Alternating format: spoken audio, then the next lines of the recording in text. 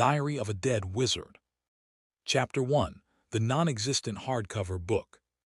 A dark, narrow room. On a large shared bed, a dozen boys lay sleeping. They were all around 12 or 13 years old. Curled up tightly under thin blankets, none of them dared to extend even a hand beyond the covers. TSS. Suddenly, a wall-mounted candle flickered to life on the left side of the room. The boy closest to the flame squinted against the sudden light, then pulled the blanket over his head and kicked the boy next to him. The next boy, half asleep, groggily kicked the boy to his right. And so it went, one kick after another, all the way to the last boy on the far right, who was roughly kicked straight into the wall. Thus he. Saul groaned softly, rubbing his bruised knee. He sat up, dazed momentarily, trying to wake himself up. Get moving. If you're late, the master wizard'll turn you into flower fertilizer.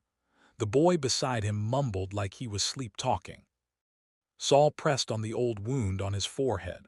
The sharp sting cleared his mind, and he finally began to move. He climbed off the bed, quickly put on the servant uniform hanging by the wall, opened the door, and stepped outside. The hallway outside was long and curved, with doors spaced out every few meters. On either side of each door, candle sconces cast dim yellow light, barely pushing back the corridor's eerie gloom. Saul glanced to his left, toward his shoulder. Floating there was a small hardcover book, no larger than his palm. Still there, maybe it's not just my imagination. Ever since he had transmigrated into this world a few days ago, the book had hovered silently near his left shoulder. Visible but untouchable, no one else could see it. He had tried calling it a system, pleading for an AI chip, anything, but got no response. In the end, he chalked it up to a hallucination from his head injury. But hallucinations weren't supposed to last this long. Regardless of whether it was real or not, Saul had more pressing matters to deal with. He didn't have time to dwell on it. This place was a wizard tower. Since arriving here, Saul had never once stepped outside. As a servant, his daily routine began around 4 in the morning. He had to mop the floors of the 11th through 13th floors, leaving no visible dirt or trash behind. Otherwise, he'd be chopped up and used as fertilizer for the flower beds. The cleaning had to be done before the candles transitioned from a dull yellow to a bright white flame. If he ran into a wizard apprentice on their way out, well, he might be dragged off for an experiment. Wizard apprentices were all bizarre-looking and quick-tempered, like they were being chased by death itself. The previous him had actually been killed, smashed in the head with a book by one of those apprentices. His body was dumped in a storage room and nearly mistaken for trash.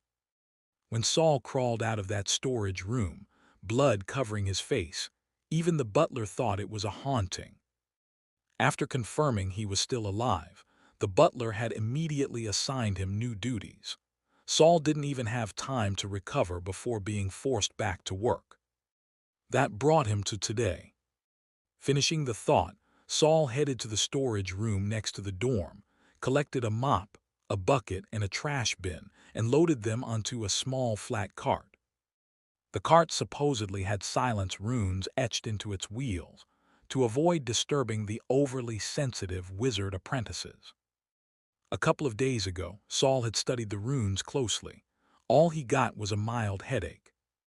Yawning, he began yet another day of work in the chilly early morning. The corridor was more of a semicircle, with doors lining both sides every few meters. Each door had a nameplate with arcane characters indicating the room number. The body Saul had transmigrated into could read, and after a few days of wandering, he had regained some basic knowledge from scattered fragments of memory. While cleaning the 11th floor, Saul heard the sound of crying from behind one of the doors. Every time the crying started, the candle flames on either side of the door would flicker unnaturally, casting shifting shadows that made his skin crawl. He tugged his collar tighter, Any trace of sleep vanished instantly. Pretending he hadn't heard a thing, he quickly mopped the area and moved on. The 12th floor housed a weirdo who liked to throw trash outside his door. Hair, shredded paper, unidentifiable chunks of meat. Saul was already used to proactively cleaning it up as he passed.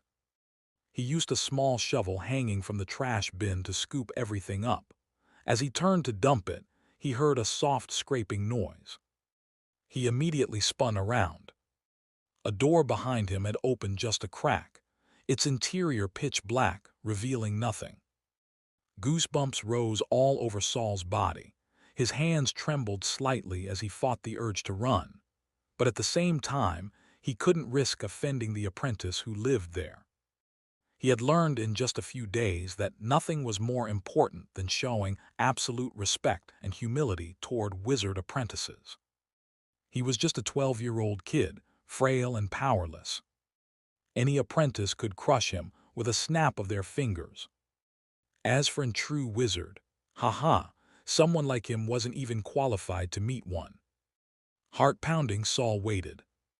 Nothing else happened. Time was short.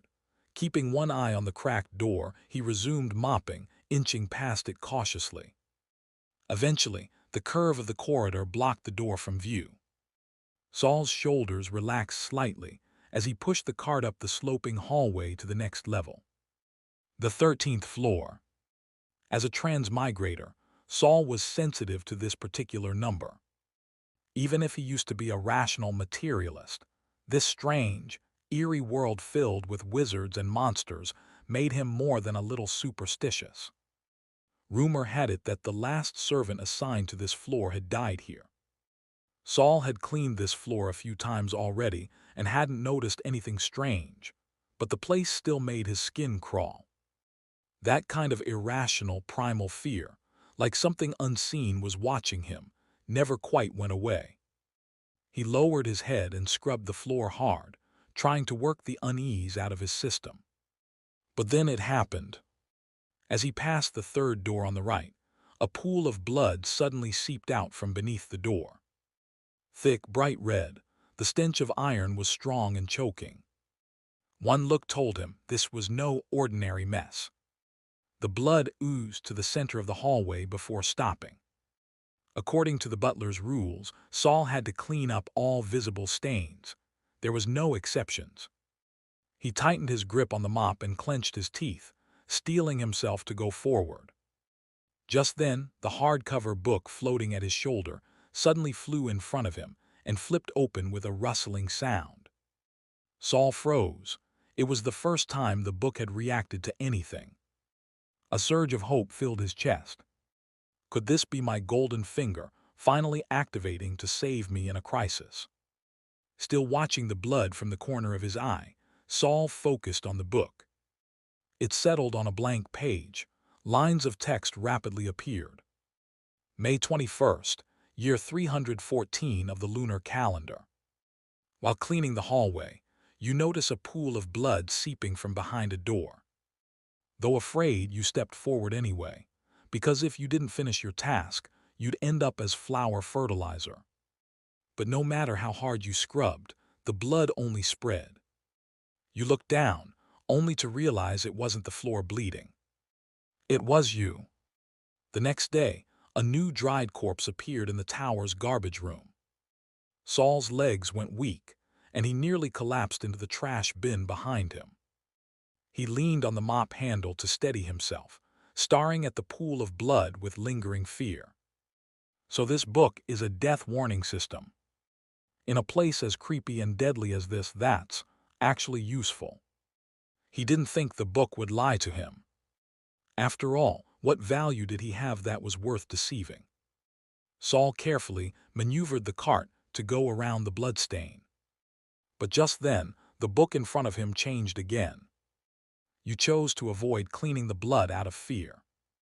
That morning, the butler summoned you for leaving the hallway unclean. The next day, the greenhouse gained some new fertilizer. You found your new stinky form surprisingly satisfying. So, damn it. Either way, I'm dead. Chapter 2. The Living Test Subject. Saul stood frozen in place. He was thinking, but time was running out. The candlelight on the wall had already shifted from a dusky yellow to a deeper amber. Once it turned bright yellow, that meant dawn was near. And before the flames turned white, Saul had to be back on the 4th floor. Those were the rules. The pool of blood was still there. If he left it, he'd be flower fertilizer by morning. But clean it. He was just an ordinary person. No powers, no tricks. What could he possibly do about this eerie, murderous blood? Ask for help. The boys he bunked with harbored some hostility toward the pre-transmigration Saul. No way they'd help. And even if they wanted to, they were just regular kids like him, helpless in the face of this kind of thing. Report it to the butler. The butler never appeared at night, and Saul had no idea where to find him. His movement was restricted to the 4th floor servants' quarters and the 11th through 13th floors. No way out. Saul's trembling fingers suddenly steadied. He placed the mop back onto the cart and straightened his clothes. Then he walked to the door directly across from the room leaking blood, raised his hand, and knocked 3 times. In the silent corridor, those 3 knocks sounded painfully loud. Saul glanced down at the floating hardcover book. No new death prediction appeared. He raised his hand to knock again, when the door before him suddenly creaked open. Saul's breath caught in his throat. The door inched open, and behind it, a tall, slender figure emerged. A woman dressed in a black nightgown. She was voluptuous but not overweight. The exposed skin was pale and smooth. Saul looked up and saw a graceful jawline, full red lips, a high nose, and above that, nothing. The woman had only half a head. In the dark of night, the sight nearly made Saul's soul leave his body. He forced down the terror and kept his expression polite. But his teeth betrayed him, chattering uncontrollably.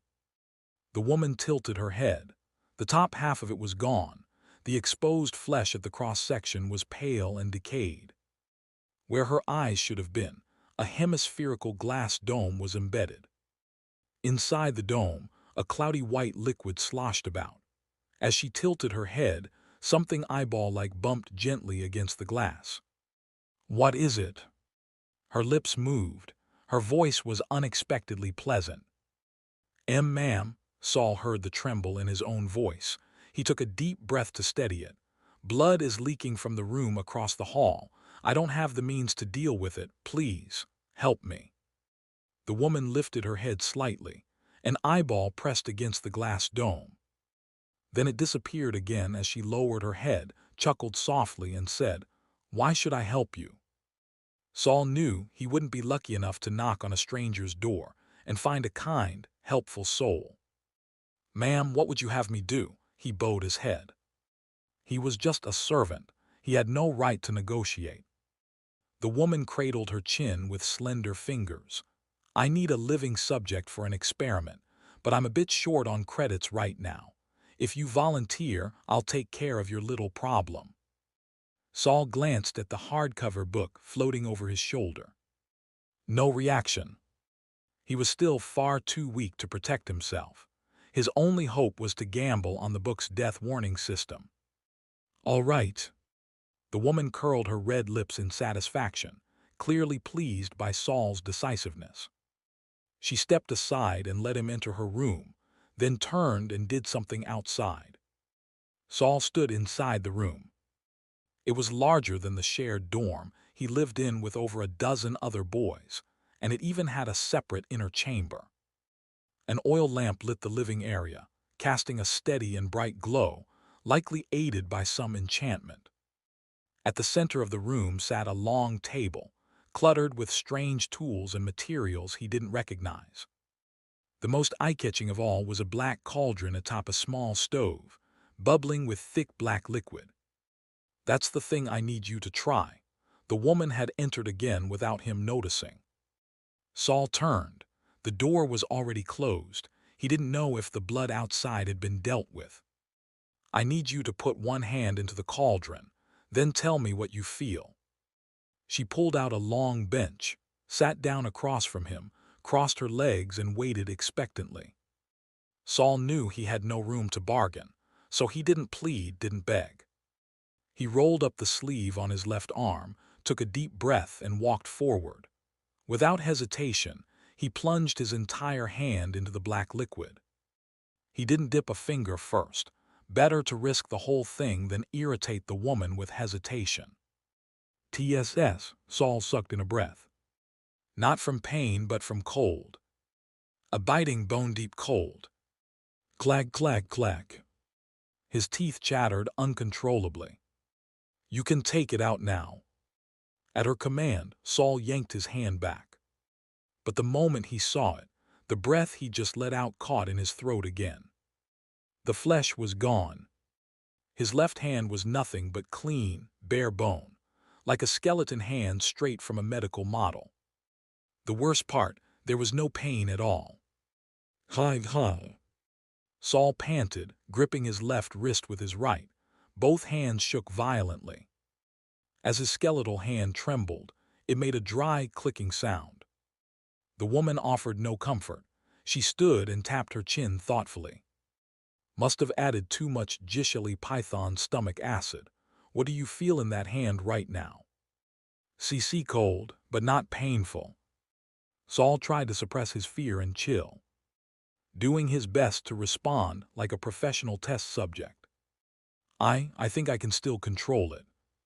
He flexed his skeletal fingers slightly. It was difficult, but they moved. "Not bad," the woman smiled, looking quite satisfied.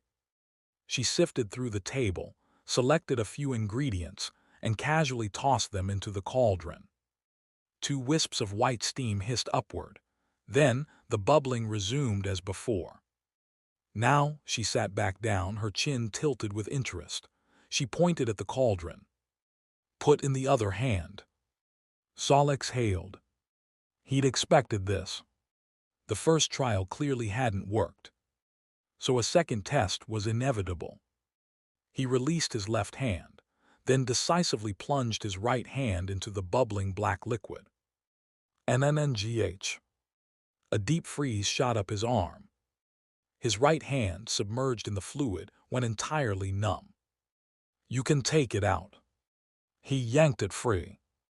Relief washed over him, as it wasn't a skeleton hand this time. Not only that, but his rough, callous palm was now smooth and pale. Before she could even ask, Saul said, "CC cold. Even colder than before. Clack, clack. But not painful, I can control it." He flexed his fingers and raised his hand to show her. The woman smiled again, but wider this time, revealing sharp white teeth behind her red lips. "You really are a surprise." She stood and even clapped her hands twice. Crossing the room, she opened a cabinet and pulled out a crystal vial, handing it to Saul. "Drink this." Seeing Saul's hesitant, pale face, she laughed, her body trembling with amusement. The white liquid inside her glass dome sloshed along with her movements. "Relax, this one's not an experiment, it's the healing potion." Chapter 3: The Apprentice Slot for a Wizard. Saul reached out with both hands, trying to take the potion. But his right hand was stiff as a board, and his left was nothing but bare bone. Seeing this, the woman didn't hand him the crystal bottle. Instead, she uncorked it herself and fed him directly. Saul tilted his head back stiffly, cooperating as she poured the potion into his mouth. Being fed medicine by a beautiful woman might be a blessing. Being fed by half a beautiful woman, not so much. Still, the potion worked wonders. As soon as it went down, a cold current flowed from his throat to his stomach. The shivering stopped, and sensation began to return to both hands. His right hand quickly regained mobility. He felt an itch on his forehead and raised a hand to touch it, only to find the scabs on his old wounds had all fallen away. Only his left hand remained skeletal, showing no signs of recovery. With your current constitution, your left hand likely won't recover, the woman said casually, placing the bottle on the table. Unless you become a wizard's apprentice. Saul gave a bitter smile. I'm just a servant. So what? The woman smiled. If you're interested, I have a test opportunity. The only question is, do you dare take it? A test to become a wizard's apprentice. Saul immediately looked up. I do, milady. I want to become a wizard's apprentice. Oh ho ho ho tilde. The woman wasn't surprised by his answer. From the moment Saul volunteered as a live test subject, she could already tell. He had strong willpower and courage. Even if he felt fear, he remained relatively calm. These were qualities a wizard's apprentice should have. Saul waited for her laughter to fade before asking, "Milady, if you help me become a wizard's apprentice, what would I owe you?" "Owe me?" The woman's tone shifted sharply. "What do you think you have that could match the value of an apprentice's slot?" Saul froze, the excitement draining from his face. Just a few days as a servant, and he was already desperate to leave that role behind. That was why he'd been so eager, even ready to accept any terms. But with a single question, she snapped him back to reality. Right now, he has no value, nothing that could justify being given such an opportunity. He fell silent, but he wasn't giving up on becoming an apprentice. He believed the woman wasn't simply toying with him by offering the test. He just had to wait for her to name her price. "Do you really want to become a wizard's apprentice?" she asked again, "even if it means ending up like me?" She leaned forward abruptly. The glass dome atop her head shook violently. The milky white liquid inside sloshed, forming bubbles and waves. Eyeballs floating in the fluid bumped against the glass, making dull, thudding noises. Saul had seen wizard apprentices before, but none looked anywhere near as terrifying as this woman. "Still, I do," he replied, his voice low but firm, staring straight at her distorted head. Better to die chasing power than live every day in fear of being turned into fertilizer. "Good," the woman nodded with satisfaction. "In a couple of days, a new batch of apprentices will be brought in. Most of them, 7 or 8, will probably die on the way. As usual, they'll pull some replacements from the servants. I'll make sure your name is among them." "Thank you, milady." Kongsha. Second-level wizard apprentice Kongsha. If you pass and become an apprentice, remember to choose Mentor Kaz. "I understand, Lady Kongsha. My name is—" "No need," she interrupted. "If you become a wizard's apprentice, then you can tell me your name." Saul fell silent. Until then, to her, he was just a nameless servant, not even worth a name. Harsh, but in the wizard tower, identity always matched power. Saul exited Kongsha's room. The door shut silently behind him. When he turned, the pool of blood that had once been on the floor had vanished. He had no idea how Kongsha had managed that. The candles on the wall were burning a near golden yellow. Saul quickly surveyed the hallway. Nothing filthy in plain sight. He didn't have time to continue cleaning. As long as there wasn't anything obviously dirty, the stewards wouldn't bother checking the floor with white gloves. Saul turned and sprinted down the hallway, pushing his cart. Just before the candle flames turned white, he made it to the corridor on the 4th floor. Gasping for breath, he returned the supplies to the storage room and emptied the trash. Just in time before the stewards come to inspect. Saul reflexively wiped the sweat from his brow with the back of his left hand, only to wince in pain as the bone scraped his skin. "My left hand still has no feeling, not even touch." He flexed his fingers. "But at least I can move it freely now. Is this the power of a wizard?" Accepting that his left hand might forever remain skeletal, Saul was still captivated by the power it represented. He looked down at his right hand. It might just look smoother, but he could feel the strength inside. He picked up a stone from the trash bin and gently squeezed it. The stone crumbled into several pieces. The right hand must be a successful result from the experiment. The grip strength is insane, far beyond a normal grown man. I bet even the so-called warriors or knights in this world wouldn't be much stronger. All it took was a few extra ingredients, and the potion's effects were completely different.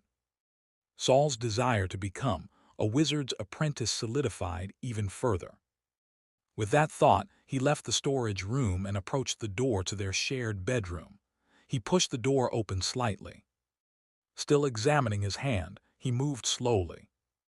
Voices from inside made him pause. Saul's still not back. Guess he's finally dead this time. HMPH. It's a miracle he survived this long after offending a wizard apprentice. Well, now that he's gone, we'll have to take turns doing those early morning hallway cleanups again. Silence followed. Saul's brow furrowed, so the hallway cleaning was supposed to rotate. Had they used his memory loss to dump the dangerous job on him? After a moment, someone spoke again. Come to think of it, we might have been better off letting Saul live. He's lost most of his memory. He has to follow whatever we say. Now we're stuck with the dawn shifts again. Who knows when someone'll just drop dead? Who said the dawn shift has to rotate? What do you mean? We kept making Saul do it, and the stewards never said a word. From tomorrow, we'll make George do it. He's not memory wiped, he won't agree. Then we'll beat him until he does. At that point, everyone seemed convinced Saul was dead, and they started arguing over who the next unlucky sap would be. Bang! The door was kicked open. Starting tomorrow, Saul said, sweeping his gaze across the room full of boys. Hallway cleaning goes back to being on rotation. Some were startled by his return. Others, like the one who smiled cruelly, were clearly planning a beating. That smirking boy was Brown, the strongest among the servants. He had the best sleeping spot near the light and got to be first in line for meals. All earned by fists. Now some little brat dared defy his rule. Brown cracked his knuckles, ready to teach Saul a lesson about rules. He marched over and threw a punch without a word. Smack! But Saul raised his right hand and blocked it. Bastard! Brown shouted, trying to pull his hand back for another strike. But he couldn't move. His fist was clamped in an iron grip. Since when did Saul have this kind of strength? He looked like a scrawny 10-year-old. Saul, feeling the force in his right hand, stayed expressionless. He clenched harder. Crack! Brown collapsed, howling and clutching his arm. When Saul finally let go, Brown fell to the ground, convulsing in pain. Chapter 4: The Might of the Bone Hand. The room full of boys stared at Saul in shock. For a moment, the entire room went quiet. But soon, 3 boys exchanged glances and stepped forward. You've got some nerve. The first boy picked up a chair from the floor and swung it hard at Saul. Let's see whether your hand is tougher than wood. Saul raised his left hand, the bone-white one, and smashed it into the wooden stool. Crack! The stool shattered instantly, splinters flying across the attacker's face. Yet none of the boys moved to attack again. Everyone fell silent. Their faces were no longer filled with surprise but dread. Even Brown, groaning on the floor, stared at Saul's left hand in horror and instinctively backed away. There was no hiding the left hand now. The servant boys didn't wear gloves. They did manual labor daily. It was impossible not to use their left hand. So Saul simply exposed it, using it to shock the others and shift attention away from his right hand. You're cursed. That was the first thing that came to their minds. Can it spread? Go tell the steward. Saul didn't bother explaining. He turned his gaze to Brown and suddenly reached out with his left hand. Brown was so terrified that he forgot about the pain in his left hand. He scrambled away on all fours. Saul waved his skeletal hand at the others again. The group of boys shrieked and stumbled back in terror. Saul suddenly realized he was being a bit childish, but he had to admit, it felt good. Starting tomorrow, I'm not cleaning the corridor anymore. No one dared argue. You all take turns. He pointed his bone-white index finger at Brown. You're first. Brown's face turned pale in an instant. Steward, it's him. He's cursed and didn't report it. A boy's voice rang out behind him. Saul turned to see one of the other boys who often mocked him, now leading a middle-aged man in a black uniform into the room. The steward showed no fear upon seeing Saul's hand. Instead, his brows drew together in a quick frown. Come with me. Saul glanced at the snitch, then silently followed the steward out. They walked to the storage room. Speak, the steward said. I helped second-rank apprentice Lady Kongsha with a live experiment, Saul replied. The steward froze. You volunteered. Saul was confused. What, was the steward going to file a lawsuit on his behalf? The steward cleared his throat. I mean, did Lady Kongsha pay you? If not, you can request compensation from the butler. After all, servants are assets of the tower master. Even apprentices aren't allowed to just use you up. Saul didn't believe a word of it. Before he transmigrated, he'd been killed by a wizard apprentice with a book. Now that he'd taken over this new Saul's body, no one had come to apologize or compensate him. This steward was just testing his relationship with Kongsha. So Saul replied with a calm face, no. Seeing the steward's expression shift, he continued, Lady Kongsha, and I don't need to talk about compensation. The steward's face changed again. He was halfway to getting mad, but then forced a smile instead. Haha, well then, I won't get involved. You can go back. No need to work for the next couple of days, rest up. He glanced nervously at Saul's skeletal left hand. Saul gave a slight bow. Thank you, steward. As he pushed the door open, he saw the boys crowding around the dorm entrance, craning their necks to look his way. When Saul walked over, they immediately scurried back inside. You, he pointed at the snitch, you're on duty the day after tomorrow. The boy's face turned as pale as Brown's.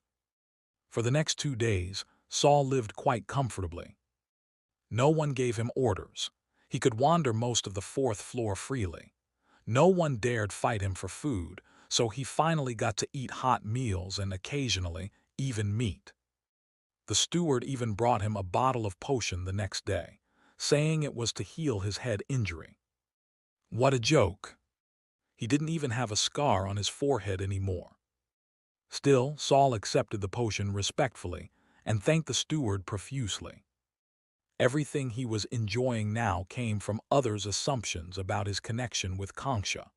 But if he couldn't become a wizard apprentice, it would all vanish, and he'd return to being nothing. Kongsha didn't even care to remember his name. Without that title, he had no right to be arrogant. All he could do was scare the weak-minded boys. On the 3rd day, something happened. The boy who went to clean the corridor at dawn didn't return. The steward eventually showed up carrying the boy's corpse. One boy excitedly described it to Saul. The servant's head had turned into a flower. The skull formed the center, while the flesh peeled back in layers like petals, bright red like fire. After bringing back the corpse, the steward handed it off to the trash handlers. Blood dripped all the way down the corridor, and even Saul, who was supposed to be resting, was summoned to help clean up. Saul crouched with the others, scrubbing the bloodstains from the floor. None of the wizard apprentices walking by paid them any mind. They were always in a rush, never caring which servant had died this time. Saul even caught a glimpse of Kongsha's chin. Her head was hidden under a hood, not nearly as terrifying as at night. Back in the room, the steward returned. I think you've rested enough. You'll resume your duties tomorrow. Understood, Saul replied immediately. Someone whispered behind him. Clearly, people had noticed Kansha ignoring him earlier. Because she hadn't spared him even a glance, some now believed Saul was bluffing about their connection. The steward frowned at how readily Saul agreed. Just as he was about to speak again, the door swung open. The butler had entered. "Yes, sir," the steward bent low in a 90-degree bow. "What brings you here?" The butler ignored him completely, his face cold as he looked at Saul. "You're Saul." Saul knew that this was the opportunity Kansha had promised. He quietly clenched his hand inside his sleeve. "Yes, sir." "Come with me." The butler turned and left, never acknowledging the steward once. Saul brushed past the steward, offering him a small nod and smile. Sweat instantly beaded on the steward's forehead. Saul followed the butler all the way to the 6th floor. The 6th through 9th floors were mainly for junior apprentices, though some higher-level ones who didn't want to move out still lived there. The tower usually felt deserted, but today the hallway was packed. Dozens of children, neatly dressed, stood in rows, but none of them looked innocent or childlike. Their faces were pale, full of fear and unease. "Go stand at the end," the butler said, leading Saul to the back of the line and pointing with his chin. Yes, Saul knew these were the new wizard apprentices. He suppressed his excitement and walked quietly to the end.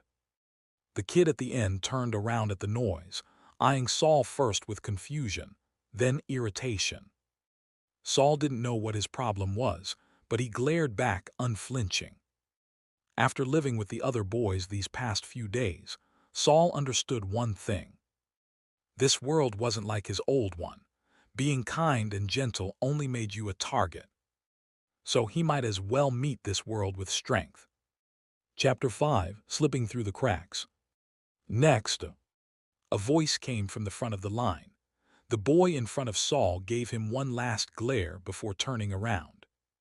Saul only shot him a cold glance, memorized his face, then shifted his attention to the front. As the group moved forward, Saul was able to see the people at the front of the line. Two individuals sat behind a table. There were some objects laid out on it, but from this distance, Saul couldn't make them out clearly. After a little while, there were only 5 or 6 people left in front of him. At some point, 3 or 4 more had lined up behind him, too. They were probably servants like him, dragged in to make up the numbers. This kid's magical aptitude is garbage, and his mental strength is even worse. Completely worthless. How did he even get selected? A young man at the front suddenly raised his voice in anger. Saul quickly looked up and caught sight of a chubby boy squinting and smiling as he handed something over to the irritated youth. "My talents are average, but I hope you'll show some leniency, sir." That was blatant bribery. But to Saul's surprise, the young man, clearly just a wizard apprentice himself, took the offering and still sneered. "A single magic crystal. So this is how you've coasted through so far. You really think all wizards can be bought?" The boy's usual tactics had failed, and his smile froze on his face. "I didn't mean it that way, sir." He tried to explain, but the apprentice suddenly flicked something with his thumb. From Saul's angle, it was hard to tell where it landed on the boy's face, or maybe into his mouth. Then Saul witnessed a scene he'd never forget for the rest of his life. The chubby boy's body froze, then melted like a candle into a puddle of liquid. Within that puddle, you could faintly make out his facial features and limbs. The man beside the wizard apprentice clicked his tongue. Ugh, how disgusting. Would have just sent him to work as a servant. Saul's heart sank. He was a servant, too. At that moment, the long silent hardcover book suddenly flew up before Saul's eyes and fluttered open. May 25th, year 314 of the lunar calendar. You finally snuck into the ranks of the apprentices. But you forgot how you became a servant in the first place. You failed the magical aptitude test back then. Do you really think that a few years later, you've suddenly got potential? Laughable, absolutely laughable. You laughed yourself to death. Just as I thought. Saul stiffly followed the line as it moved forward, hearing nervous whispers behind him. If he took the test as is, he wouldn't pass either. Judging from the contents of the hardcover book, there was a good chance he'd be exposed and die laughing, literally. Saul glanced down at his left hand, hidden in the shadows of his sleeve. It might be enough to scare off other servants or even a steward, but it certainly wouldn't intimidate wizard apprentices. Should he bring Concha's name? Just as he thought that, more lines appeared in the hardcover book. Because you failed the magic test and your servant status was revealed, Seed interrupted the test and tried to kill you. In a desperate moment, you brought up Concha. Seed fell silent and let you go. After completing the remaining 2 tests, you managed to become a low-level wizard apprentice, and that very night, you luckily turned into a pile of bones. At least then, your left hand didn't seem so out of place. Saul froze. So even bringing up Concha wouldn't work. Fear once again gripped his heart. What could he do to pass the test? Even if he tried to quit now, all that awaited him was death. He didn't need the book to tell him that. Every step forward felt like one closer to the abyss he was about to fall in. Think, there has to be another way. Saul's eyes stayed locked on the table that was getting closer and closer, focusing on the testing instruments laid out on top. He closely observed the testing procedure. Each candidate had to go through the tests from left to right. On the far left was a black crystal orb used to test magical aptitude. The orb had to be pressed against the forehead. The more transparent it became, the greater the candidate's potential. In the center was a wooden doll carved to look like a little girl, lifelike except for the hollow black pits where her eyes should have been. Testers had to stare into those hollows. The more the doll moved, the stronger their mental energy was. The final test involved a paintbrush dipped in paint, used to assess elemental affinity. Candidates had to draw a circle on a blank sheet of paper.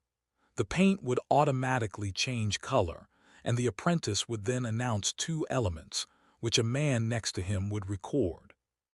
Saul nervously watched the 2 people's test process. They also got by with money like Fat Boy. Both of them passed the test. But Saul noticed that both looked utterly drained afterward, pale and exhausted. One of them could barely stay on his feet after finishing. Maybe. He wasn't totally sure yet, but since he now had an idea and the hardcover book hadn't popped up again, Saul decided to go for it. He had no choice left but to risk it all. The number of people in front of him dwindled. Finally, it was his turn. The lazy-looking young man lounging in the chair let out a cold chuckle the moment he saw Saul's face. Does he know me? Saul's heart skipped a beat, but his face showed fear. Begin, the wizard apprentice drawled, pointing lazily at the black crystal orb on the left. Obediently, Saul reached out, not for the orb, but for the paintbrush used to test elemental affinity. Before the apprentice could say anything, Saul gripped the brush tightly in his right hand and quickly drew a trembling circle on the paper. The freshly drawn circle was pitch black. Saul put down the brush and held his breath. The apprentice didn't look pleased. But after squinting at the paper, he didn't say anything. Slowly, the black circle began to change. Several colors appeared, though the longest section was barely the length of a pinky and still black. The rest was a chaotic mess of red, orange, yellow, green, blue, indigo, violet, gold, white, all the colors at once. Heh, the apprentice let out a chuckle. A bit greedy, aren't you? Saul could hear the mockery, but only lowered his head in submission. Dark element. As for the rest, I can't even tell what the second strongest is. Nick, just write down whatever. The man beside him, Nick, nodded and scribbled. Dark element, light element. The apprentice, who Saul now realized was definitely the seed mentioned in the book, burst out laughing. Dark and light, opposing elements. You're really just writing anything, huh? Nick said nothing. Once Seed stopped laughing, Saul reached for the wooden doll. He stared into the empty hollows where the eyes should have been, watching closely for any movement. "Help me, help me, help me." A string of whispers began in Saul's ears, fast and faint, just enough to pull him in. The more he listened, the more jumbled the voices became. Soon, the message began to shift. "Help me, kill me, help me." Saul felt dizzy and disoriented. "All right, that's enough." Seed's voice snapped in his ears. But Saul didn't move. He let his mind sink fully into the whispers. "I said enough. Do you have a death wish?" Saul jolted, snapped out of it. He lifted his head, first glancing at the doll. Its tiny wooden arms were raised. Then he looked up at Seed, who was now standing, face twisted in anger. Before Seed could say another word, Saul rolled his eyes back and collapsed in a dead faint. Chapter 6, First-Rank Apprentice. "Help me, kill me." "Ugh." Saul jolted upright, gasping for breath. "You're awake, sir." A boy quickly scrambled up from the floor and rushed to Saul's side. "George." Saul recognized him as the boy who had slept on his right side in the dormitory. In that communal sleeping hall, George was the only one who had shown Saul any semblance of kindness.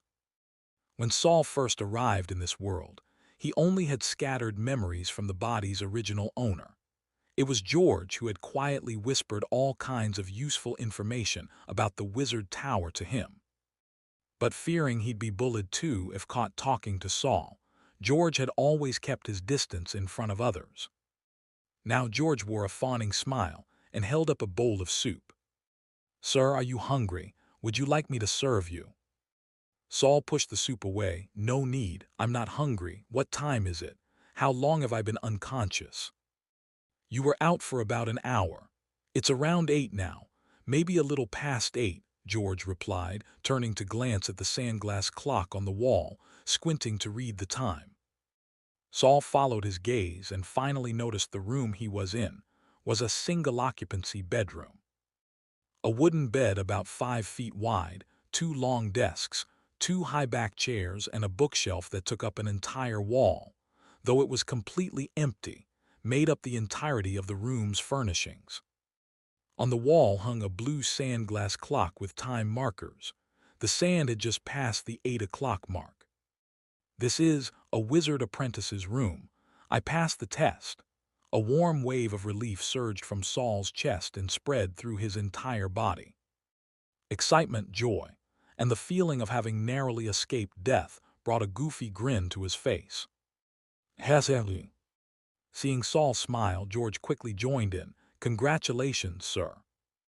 Realizing he'd lost his composure, Saul quickly reined in his expression and coughed twice. "George, why are you here?" George instantly dropped to his knees. "Sir, the butler told me to come care for you." After Saul passed out, the butler had sent him to this vacant room on the 6th floor and had allowed George, who volunteered to look after him until he woke. Saul fell into thought. Since I've been placed in a wizard apprentice's room, that should mean they've accepted me as one of them. But odds are, my magical aptitude is still very low. If I can't find a way to improve it, I might stay a first-rank apprentice my whole life. He'd fainted and managed to skip the magic aptitude test, but that also meant he had no idea what his true talent level was. He'd have to find time to secretly test it himself. The excitement of becoming an apprentice mixed with the anxiety about the difficult path ahead left Saul feeling conflicted. After a moment he exhaled, then noticed George was still kneeling there, eyes full of anticipation. George, you can get up." "Sir," George finally spoke up once Saul had returned to his senses, "please allow me to be your personal servant." Personal servant? Saul had no memory of such a concept.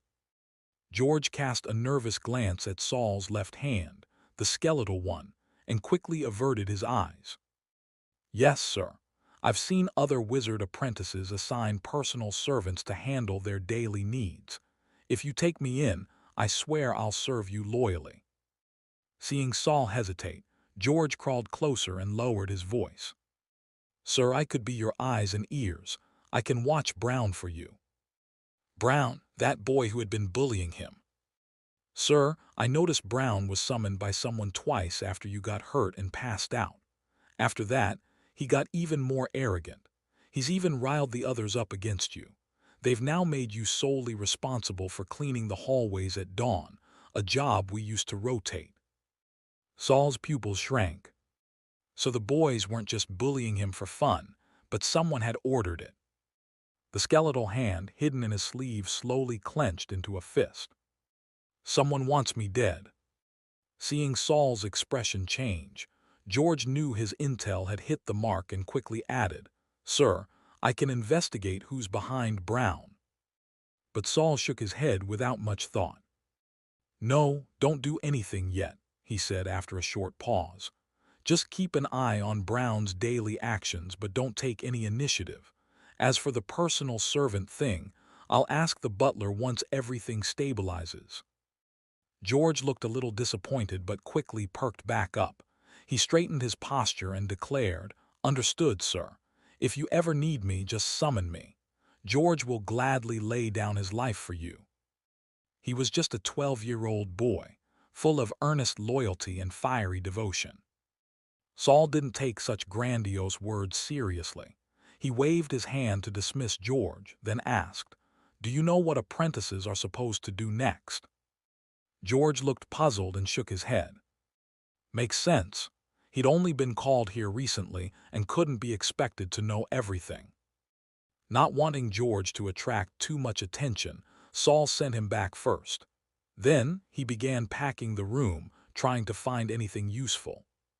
He'd passed out during the testing, so he probably missed a lot of important information. The room was small, nothing compared to Concha's room. Aside from basic necessities, everything else was empty. Under the desk, Saul found some blank scrolls and an ink-absorbing pen. That meant they were allowed to study.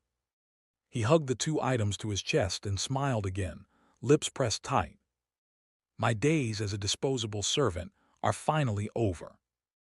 I don't have to wake up every morning wondering how I'll die. A bright future felt within reach.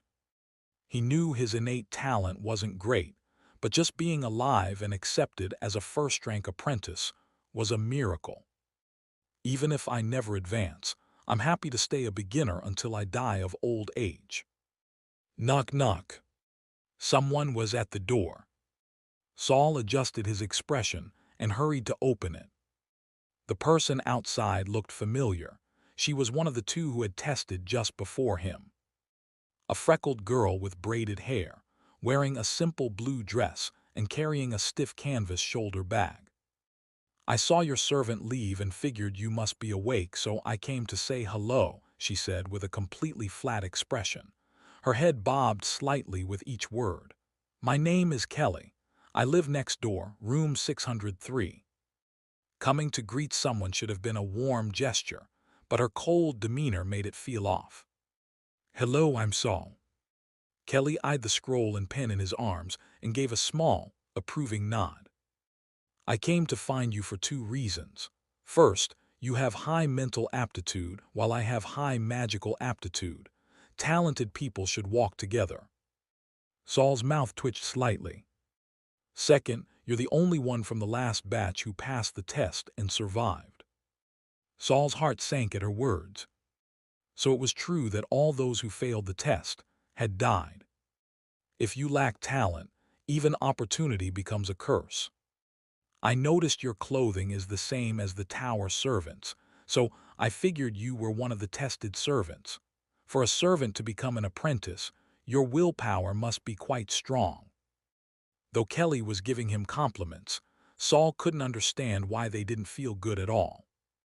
That's all. Those are my reasons for wanting to get along with you. Saul really wanted to ask, "Then why should I want to get along with you?" But he held his tongue. Chapter 7. The Extremely Efficient First Lesson. Distant relatives are not as helpful as nearby neighbors. Though this neighbor, Kelly, was so blunt it felt a little uncomfortable, Saul figured he could take the opportunity to gather some information. He had just opened his mouth when someone came striding down the corridor. That person walked briskly while loudly proclaiming, "All newly promoted first-rank apprentices, be at the last classroom on the 10th floor of the East Tower at exactly 9 o'clock for your first public class. All newly promoted first-rank apprentices, be at the last classroom on the 10th floor of the East Tower at exactly 9 o'clock for your first public class." Someone heard the announcement, opened their door to ask something, but the man didn't answer. He just kept repeating the message, then went up the sloped corridor at the end. New apprentices started gathering in the hallway, whispering and chatting. The atmosphere was lively, and everyone was full of hope. "Kelly!" Two boys came running over. One of them, with bright and lively eyes, said, "Let's go to class together." But Kelly merely glanced at them, didn't even answer, and turned to Saul. "We should head there now." The two boys, despite being brushed off, didn't show anger. Instead, they looked at Saul with a hint of wariness. Saul realized they probably also believed he had high talent. But that wasn't something he could explain, so he just nodded and agreed to walk together. There was still a bit of time before 9 o'clock, but almost all the new apprentices headed toward the East Tower as soon as they heard the message. The Wizard Tower itself was cylindrical in shape, wider at the base and narrower at the top. The middle was divided into two halves, forming the East and West Towers. Both the East and West Towers were semicircular and separated by a thick wall. Only the 5th, 6th, 10th, and 14th floors had connecting corridors. These corridors were locked at night, and passage was strictly prohibited. Saul had seen the corridor gates while cleaning the hallways, but he had never been allowed to enter the East Tower. Following the crowd, he walked through the corridor for the first time and arrived at the East Tower. The 6th floor of the East Tower didn't have rows of rooms like the West Tower. What greeted his eyes were bare gray walls covered in strange symbols and patterns Saul couldn't begin to understand. Just one glance made his head spin. He turned his head away quickly and saw that Kelly beside him had kept her head lowered the entire time, clearly avoiding looking at the walls. This girl, she really knows a lot. Thud, thud. The two people ahead of them didn't avert their gaze in time and collapsed, dizzy, onto the ground. The crowd walked past them without a second look. No one even offered a hand. As Saul walked by the struggling apprentices, his hopeful visions of apprentice life suddenly dimmed a little. "Everyone be quiet." After waiting for about 10 minutes in the last classroom on the 10th floor of the East Tower, Saul and the others saw a man in his 50s stride in from the front door of the classroom with a burst of energy. He quickly walked to the front platform and placed one hand heavily on the lectern. "First class, the rules of Gorsa Wizard Tower. I'll only say this once. Anyone who asks me again, I'll eat you. Erg." Right on cue, the man bent over and started to retch. A big splash of greenish slime landed on the ground, splattering everywhere. Mixed in were several human fingers. Thud, bounce, thud. The front row of apprentices recoiled in horror, knocking into the desks behind them and causing a clatter of noise. Sitting habitually toward the back, Saul lowered his head and avoided looking at the disgusting scene that was making his stomach churn. The man standing at the front, clearly angry, straightened up after vomiting and shouted again, "Silence." No one dared to move now, even those struggling with nausea. "First off, you choose your mentor based on your elemental affinity. I am Gyudo. I teach the poison element and I can also teach the metal element. If you have talent in either, choose me on the registration form." Saul looked down, and his desk was empty. Mentor Guido hadn't magically produced any registration forms, nor had anyone come in to distribute them. He quickly opened his book and began taking notes with his pen. At the same time, he heard a rustling sound beside him. Kelly, seated next to him, had also pulled out paper and pen from her bag and started writing in sync. There were about 20 people in the classroom, and more than half had come prepared with paper and pens. Those who hadn't prepared glanced at their neighbors but didn't dare to speak. Mentor Guido didn't seem like someone who tolerated interruptions. On the platform, Mentor Guido kept talking, his pace fast. First-rank apprentices must start with public classes. Subjects include magic script, universal knowledge, meditation, and runes. Only after that can you touch beginner-level spells. Saul's pen moved like lightning, but when he couldn't keep up, he started jotting notes in shorthand using characters from his past life. Don't waste your time because you don't have time to waste. There's a monthly assessment for first-rank apprentices. The first assessment is in 3 months, if the evaluators think you show no potential for growth. Mentor Guido paused, squinting as he scanned the classroom, then said with a dark expression, "Then there's no reason to keep training you." Saul's hand shook, dragging out one of the letters into a long tail. He silently started a new line and kept writing. And lastly, stop dreaming. Just focus on the books in front of you. Only second-rank apprentices are qualified to think about those other things. Saul wasn't sure what those other things referred to. Spells, maybe. "That's all, I'm leaving." Mentor Guido turned around and walked out even faster than when he entered. With the terrifying mentor gone, the classroom exploded with chatter. The apprentices began discussing everything excitedly. But Saul didn't join in. He just stared at his notes in a daze. "Was your left hand always like that?" Kelly's voice broke his thoughts again. Saul had instinctively pressed down his book with his left hand while taking notes, and Kelly, sitting beside him, had naturally seen it. He didn't hide his hand this time and casually replied, "No, it became like this the day before yesterday." Kelly frowned and pressed her lips together, as if she were trying to solve a world-ending riddle. At that moment, the classroom door opened again, and a young man walked in. He had a polite smile and carried a stack of papers in his hands as he walked to the front platform. "It's 10 minutes to 9. You're all early. Very good. As apprentices, we must make use of every second. Early is always better than late. Sometimes being on time is still late." He tapped the stack of papers in his hand and reined in his smile slightly. "I'll be handing out the mentor registration forms and the rulebook for the Wizard Tower. Mentor Guido will return shortly to give his first full explanation. Please stay quiet. Mentor Guido dislikes noise. If you have questions, don't ask. Look at the rulebook. I'll provide further explanation afterward." The classroom fell silent. The young man was very satisfied. This group of apprentices was very obedient, asked for quiet, and quiet immediately followed. He stepped down from the platform to begin handing out the forms and booklets, but the moment his foot landed, it squelched into something slimy. He looked down. When he lifted his foot, a severed finger was stuck to the sole of his shoe, twitching slightly. He looked back up at the class, his lips twitching.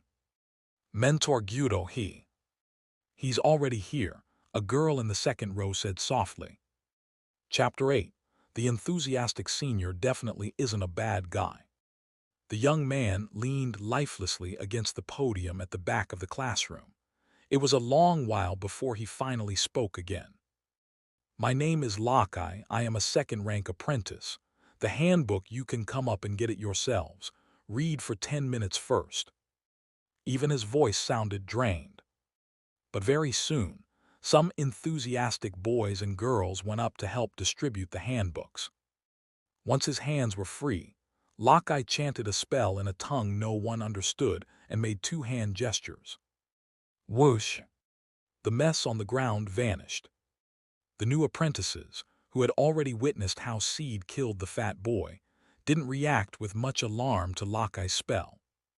This left Lockie, who'd clearly meant to show off a little, looking even more dejected.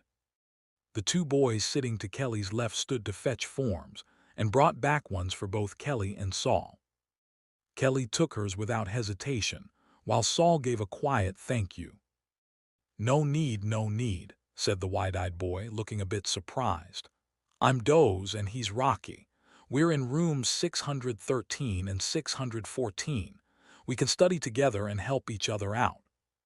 If this were a normal school, this would be a good time to make friends. But Saul didn't think they'd really end up learning together as wizard apprentices. After all, everyone's affinity element and chosen mentor could differ. He lowered his head and looked at the form in his hands. There were only 5 mentors listed in total.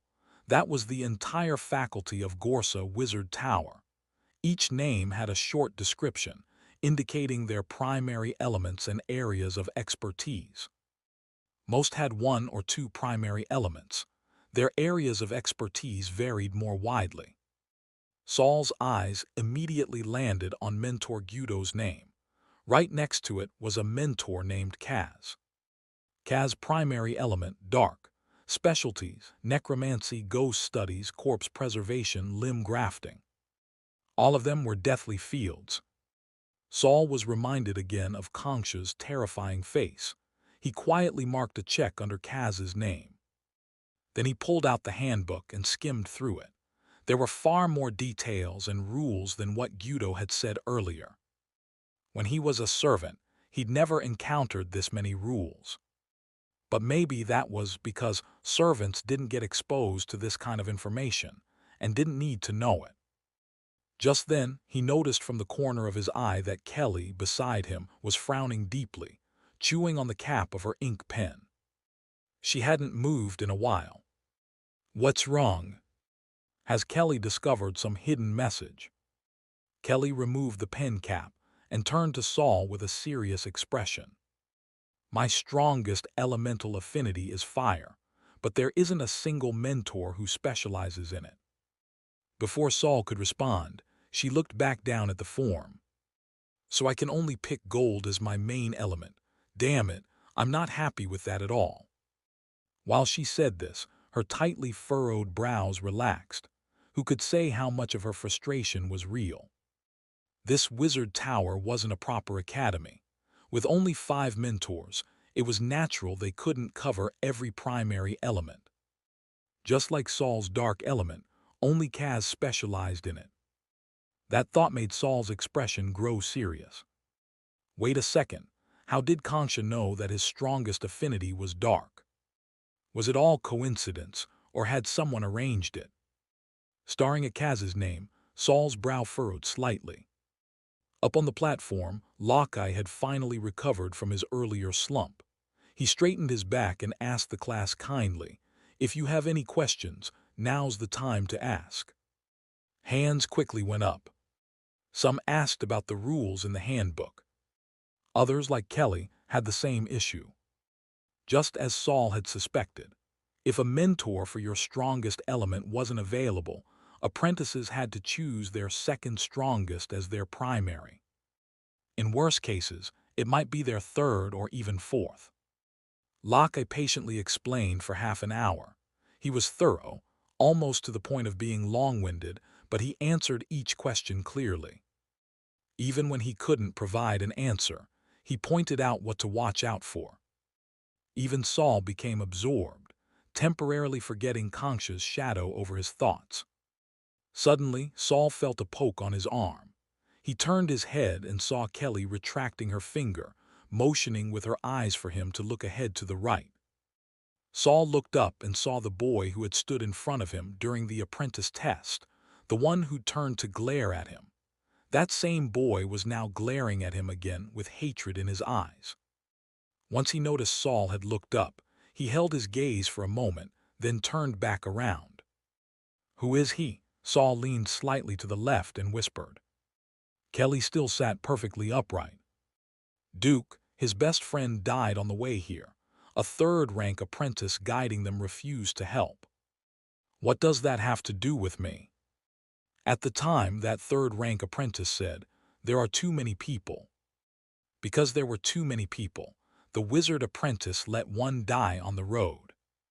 Then, during the test, a few more people than expected showed up. Saul turned his head forward in silence. After a moment, he said, "It has nothing to do with me." Huh. Kelly let out a short laugh, though it was unclear at whom she was laughing. The two of them returned their attention to Lockye's lecture, neither mentioning Duke again. In short, as long as you devote most of your energy to learning the basics, there's no need to worry about failing the test. Lockeye clapped his hands together to conclude. All right, my mouth's gone dry. That's all for this explanation. Has everyone filled out their forms? He gave a small cough. Before I collect the forms, let me introduce my mentor, Ans. That's right, the very first mentor listed on your form. His primary focus is earth element spells. He can also teach wood, but in truth, he has research in water and poison as well. Lockye's face lit up with a big smile. No need to worry if your primary element isn't listed. Mentors are official wizards. They don't need to stick strictly to their main elements to teach you. Even if you're a dark element apprentice, choosing Mentor Ans is totally fine. Besides, you'll also have us seniors to guide you. In short, welcome to Mentor Ans' big family. Lockeye bared his teeth and wiggled his eyebrows, looking completely approachable. Swish, swish, swish. Saul noticed several people instantly began changing their selections on their forms. Even Doze and Loki, sitting on Kelly's other side, were revising theirs. Doze even leaned over and suggested, "Let's all pick Mentor Ans together. Look how enthusiastic Senior Lockeye is. He'll definitely help us study. We'll improve faster that way." Nope, Kelly rejected him instantly without even thinking. Saul shook his head too. These apprentices had all been brought from the outside world. They might still have illusions about the people in the wizard tower. But in Saul's mind, these wizard apprentices and mentors were always in a hurry. They never stayed for anything irrelevant. If one ever stopped in front of you, then don't be glad. That just means they might need to use you. And how would they use you? Saul's skeletal left hand was a constant reminder. If you have no strength, no value, then your body is all you have to offer. A 1 in 10 chance of survival, or none at all. Lockeye finally finished pitching his mentor and asked everyone to bring their forms forward. Doze again tried to help deliver the forms for Kelly and Saul. But this time, both chose to bring them up themselves.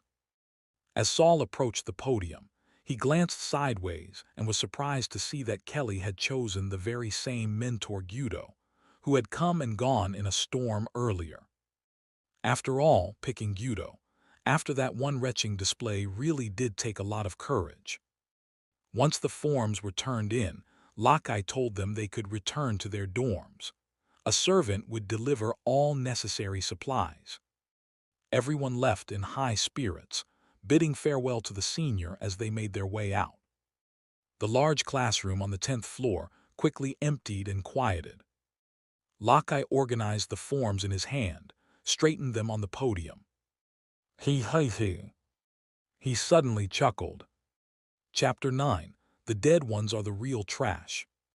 The dorms for newly inducted first-rank apprentices were located on the 6th through 9th floors, but most people stayed on the 6th. Saul had thought that once he returned to his room, a servant would soon deliver his textbooks and other materials. What he hadn't expected was to see a familiar face waiting outside the door of room 604. Seed, the second-rank apprentice who had overseen the testing, was standing there with arms crossed, gazing at Saul, who was walking alongside Kelly. His face was full of ridicule.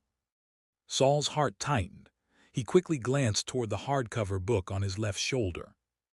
The book was floating there obediently, showing no signs of opening on its own. He let out a sigh of relief, then steeled himself and walked forward under Seed's icy gaze. "Senior, were you looking for me?" Saul lowered his head slightly, eyes fixed on Seed's hands. Second-rank apprentices generally had no business here. Many new apprentices were already stirred by the scene, standing at a distance and watching with shock and suspicion. They had been deeply shaken by Seed's method of killing the fat boy earlier. For kids who came from outside, even being bystanders to such things was a nightmarish experience. Even Kelly stood 3 meters away, watching the scene with a blank expression. Seed uncrossed his arms, and the sneer on his face only deepened. He leaned forward, lowering his mouth right over Saul's head. "I know how you cheated your way through the test." Saul's eyes shot up, glancing at Seed from a sharp angle. "But I won't revoke your apprentice qualification." Seed straightened up again, arms folded, his tone seemingly relaxed. "Did you know, people who have mental aptitude but no magical aptitude only die the worst deaths? Ha ha ha ha." Seed didn't bother to lower his voice. Saul could already hear people behind him beginning to murmur. "I'm really looking forward to the news of your death. If you die nicely enough, I wouldn't mind turning your corpse into a wax figure and putting it on the 4th floor as a warning to those lowly servants." "Don't even think about it." A wave of numbness rushed from Saul's scalp to his toes. Seed looked very satisfied with the pale color that had drained from Saul's face. He took half a step back, admiring Saul as if admiring a work of art. "Well then, looking forward to our next meeting." With a final sneer, his expression turned completely cold as he turned and walked away. Every apprentice in the corridor stepped aside, pressing themselves against the walls, terrified of blocking the senior's path in any way. Only once Seed disappeared around the bend in the ramp did Saul finally let out a long breath. The stiffness in his limbs slowly began to fade. He lowered his head, preparing to return to his room, not bothering to look at the expressions around him. They couldn't be anything good. Becoming a wizard apprentice had been his choice. He knew his talent and aptitude weren't great. So, even if he had to endure others' doubts and ridicule, Saul would not give up. He reached out to open the door, but another hand slammed onto the door panel. Saul looked up and saw Duke's twisted face. "Shanky, he died because of trash like you." Duke's chest was heaving. "People without talent have no right to learn wizardly. Go rot and mold in the servants' quarters where you belong." A flame surged from Saul's heart, so hot it felt like smoke was rising in his throat. Saul suddenly thrust out his left hand. The white skeletal hand clamped down hard on Duke's head, like grabbing a leather ball. Hair, skin, all sank slightly under the pressure of the bone. Even his skull started making brittle cracking sounds. Duke's mouthful of curses turned into a wail. "On Allah, ahhhh." Under Saul's enormous, irresistible strength, Duke was gradually crushed to his knees. "The ones who die are the real trash," Saul growled through gritted teeth. He looked up at the crowd in the corridor, all with different expressions, and began to squeeze harder. Duke's cries became even sharper, like a needle piercing everyone's brain. People couldn't help but back away. But then a hand suddenly landed on Saul's left arm.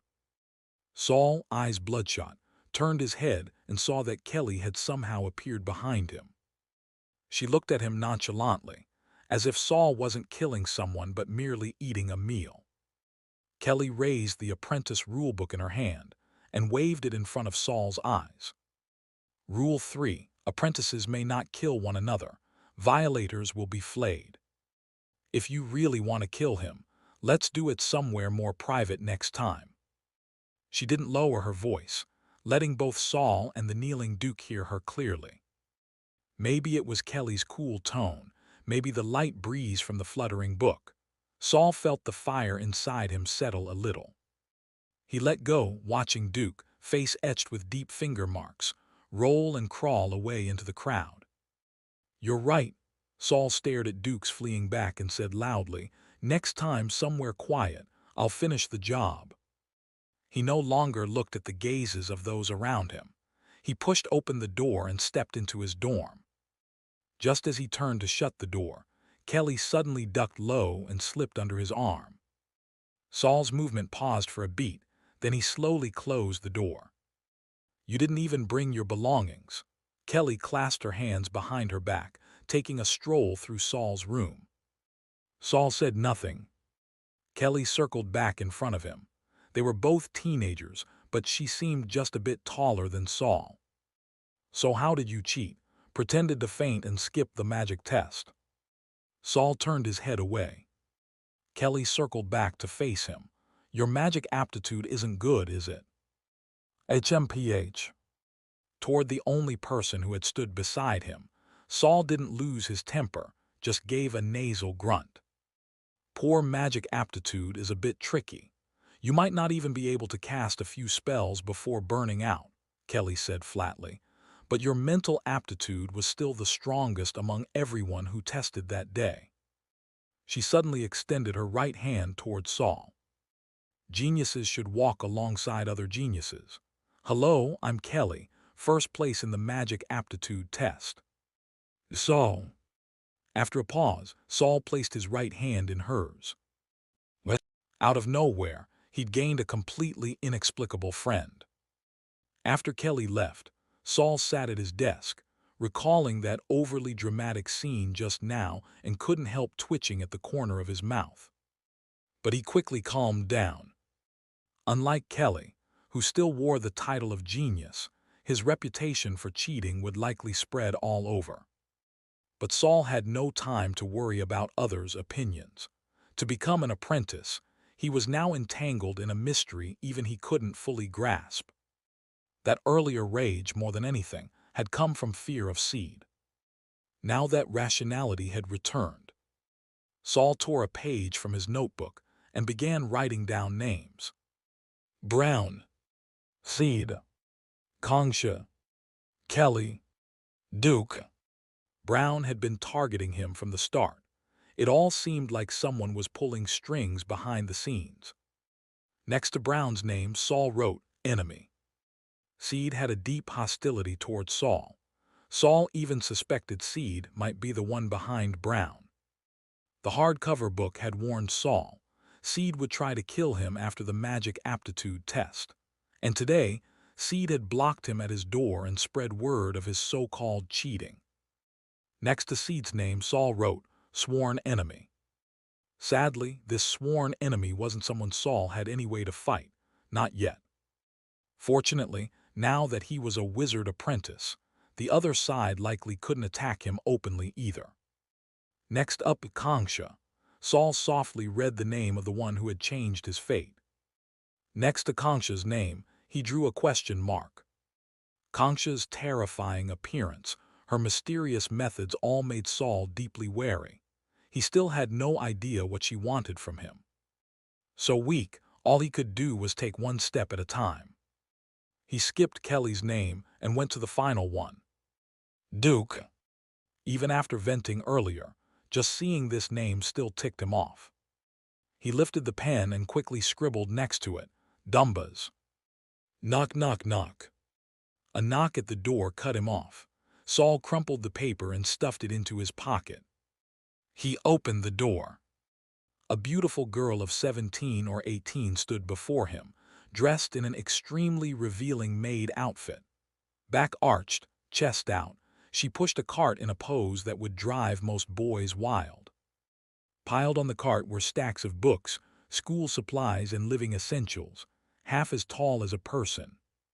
She lowered her head and smiled sweetly at Saul, her angle picture perfect. "Good afternoon, Master Saul. These are the books and tools you'll need for your studies. Would you like me to help you move them in?" Saul took hold of the cart handle. "No need, thank you." The maid gave a deep bow, her chest almost brushing Saul's nose. "Would the master like me to provide any other services?"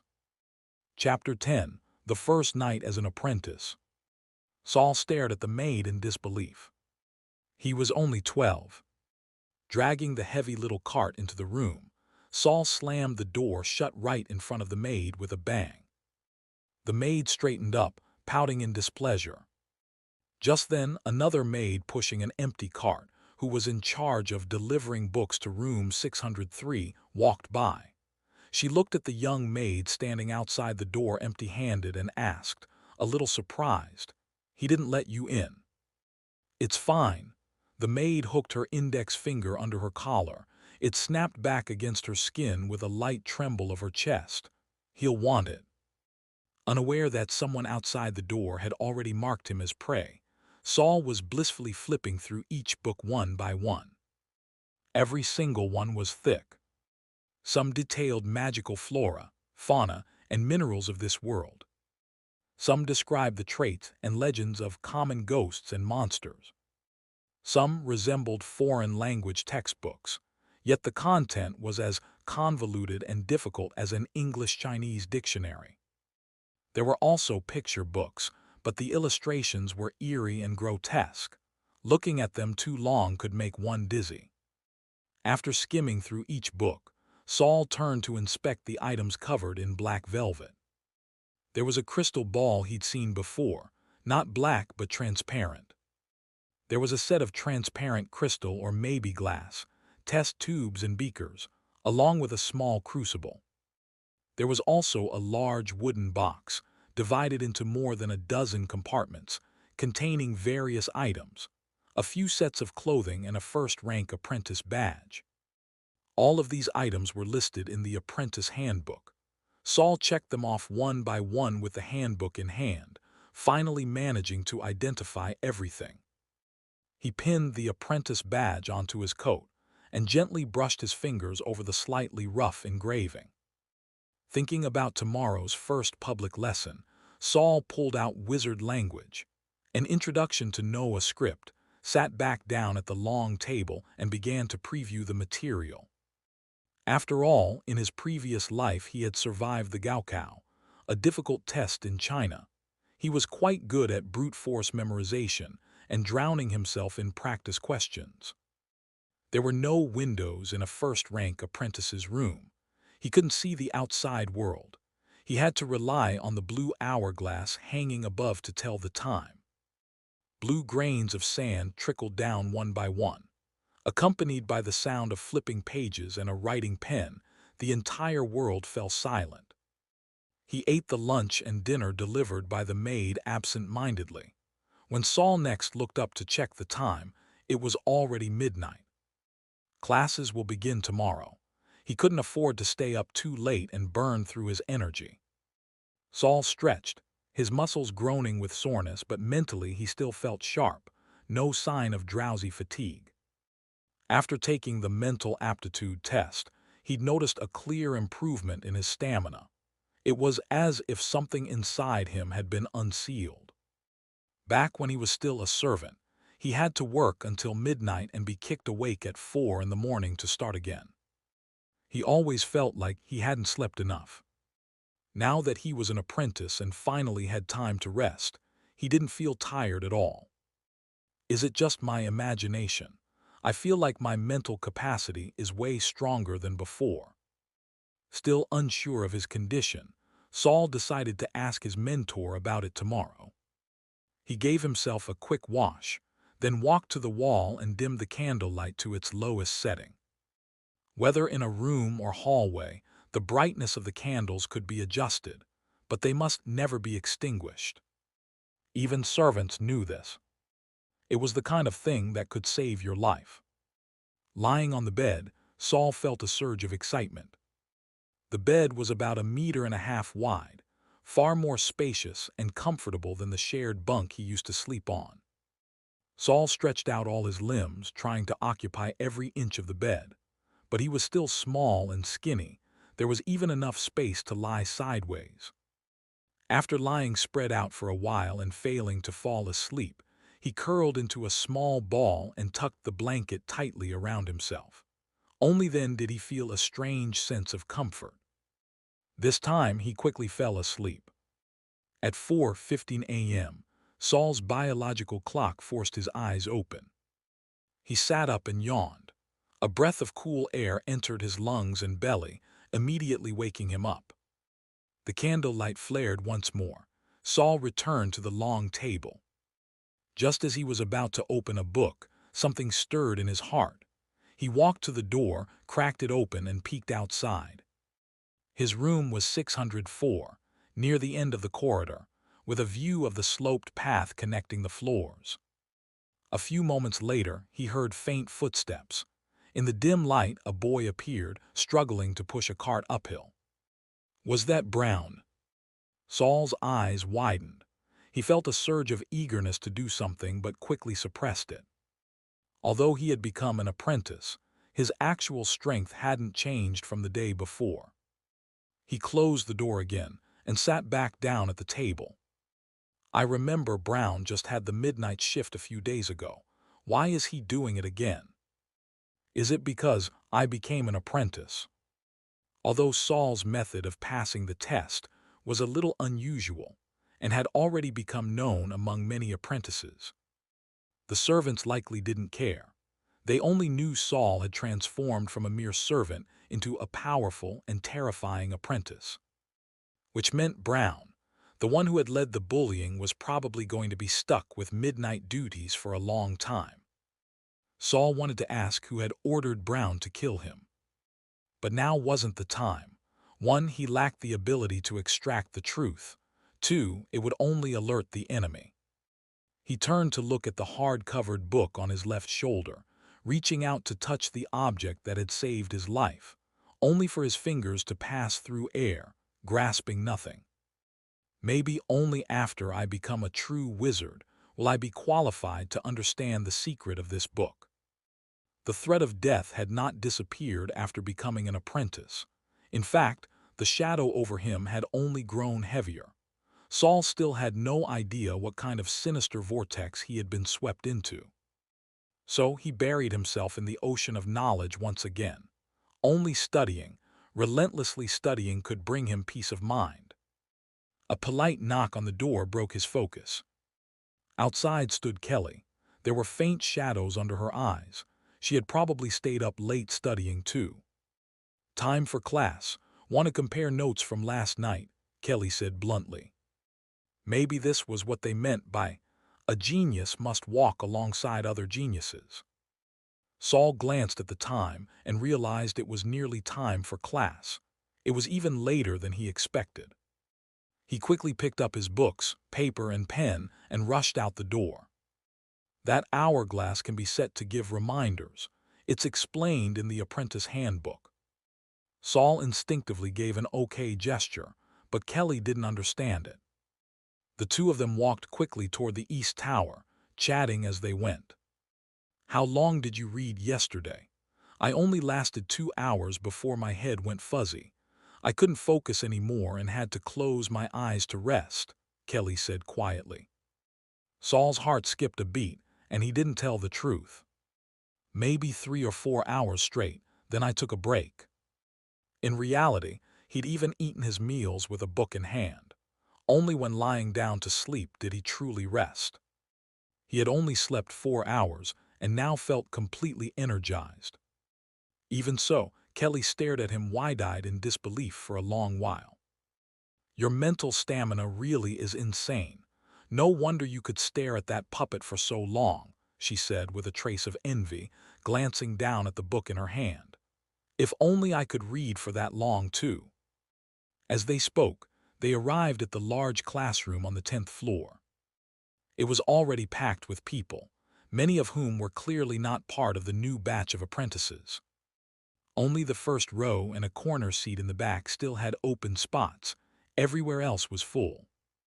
Saul hesitated between keeping a low profile and standing out, but Kelly had already walked proudly to the front row. Seeing Saul lag behind, she looked back and raised her chin at him. "Come on, you can't stay low profile anymore." Chapter 11: The Pale Mushrooms. Saul's first public class was none other than the study of wizardly scripts. The class was not taught by a true wizard, nor even by a third-rank apprentice. It was taught by a plain-looking second-rank apprentice with no distinguishing features. His attention was clearly not on teaching. It was obvious he was only here to earn magic credits. He spoke quickly and didn't allow anyone to ask questions. After the third time raising her hand without being acknowledged, Kelly puffed up her cheeks in frustration. All right now at this point, does anyone feel dizzy, even nauseous? The second-rank apprentice teaching the class finally raised his head and asked the group a question. 7 or 8 students in the large classroom raised their hands. They were clearly all newcomers. Heh, the apprentice sneered. With mental strength like this, I really don't know how you even passed the entry test. He slammed shut the thick book on the lectern with a loud snap, straightened up, and crossed his arms in front of his chest. Know a script, the most commonly used and most fundamental language among wizard texts. If you cannot even look at these characters for more than an hour, then I suggest you give up on advancing to the second rank altogether. Those who had raised their hands sheepishly pulled them back under their desks, faces flushing red. Some were clearly dissatisfied, but none dared to protest openly. The second-rank apprentice tapped his knuckles on the cover of the book with a steady rhythm. This is too basic. There's really nothing to explain. When you go back and study on your own, only those who can look at the book for at least half an hour without getting dizzy can be considered barely passable. Of course, the longer the better, but don't push yourselves too hard. I'd rather not see half of you drop dead so soon. Why was this guy suddenly acting all kind and giving out advice? Saul was sure he had another motive. Sure enough, the next thing the second-rank apprentice said was, "If you're really that stupid and need to ask me questions, make sure you bring magic crystals or credits in exchange." His gaze landed on Kelly, who had tried raising her hand multiple times, and he lifted an eyebrow at her. "Though I doubt any of you have money right now, just a bunch of pale mushrooms."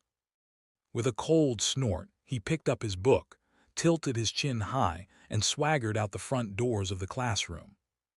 "Pale mushrooms," Kelly turned to Saul, confused. "What does that mean?" Saul's fragmented memories had no answer for that. But a first-rank apprentice sitting in the back, clearly not a newcomer, stood up while packing away his books and replied to Kelly, "Pale mushrooms. The weakest, the least valuable, also the tastiest." The classroom emptied out with a loud shuffle, leaving behind only the batch of new apprentices. Those who had tried to curry favor with Kelly yesterday hurried over. His friend, Rocky, followed timidly behind him. Doze tugged on Kelly's sleeve and said, "Kelly, why are you still hanging out with him?" "What do you mean by that?" Doze had seen with his own eyes how Saul had dealt with Duke yesterday. He didn't even dare meet Saul's gaze. "There's a second-rank upperclassman targeting him. You don't want to get dragged into it." He didn't dare speak about Saul allegedly cheating in the entry test while Saul was right there. He figured he'd tell Kelly privately later and try to convince her to stay away from Saul, maybe even move out from next door to avoid being implicated. "You think others will treat us kindly," Kelly snapped, "pale mushrooms." With her books clutched in her arms, she turned on her heel and walked off, mimicking the second-rank apprentice's disdainful posture perfectly. Now that Kelly was no longer shielding him, Doze quickly took a few steps back and stared at Saul warily. Saul lowered his head, picked up his books and papers from the desk, and walked straight past Doze without so much as a glance. After Saul left, Doze turned back angrily and said to Rocky, "Did you see that? He ignored me." Rocky frowned. "We really should stay away from him." The second public class began half an hour later. It was a meditation class. Following the instructions in the apprentice handbook, Saul brought the newly issued crystal ball and made his way to another large classroom. This classroom was fan-shaped, with higher edges and lower corners. Thick cushions were spread across the floor, and many people were already seated. Saul even spotted a few second-rank apprentices among them. He found a gap to sit in and left space beside him for Kelly. But as soon as he sat down, the new apprentice on his left quietly picked up their crystal ball and moved away. So childish, Saul thought, rolling his eyes inwardly. He was not some 12-year-old kid. Petty exclusion like this did not affect him. Just before the class began, Kelly, with her braided hair swinging, plopped down beside Saul with a soft thud.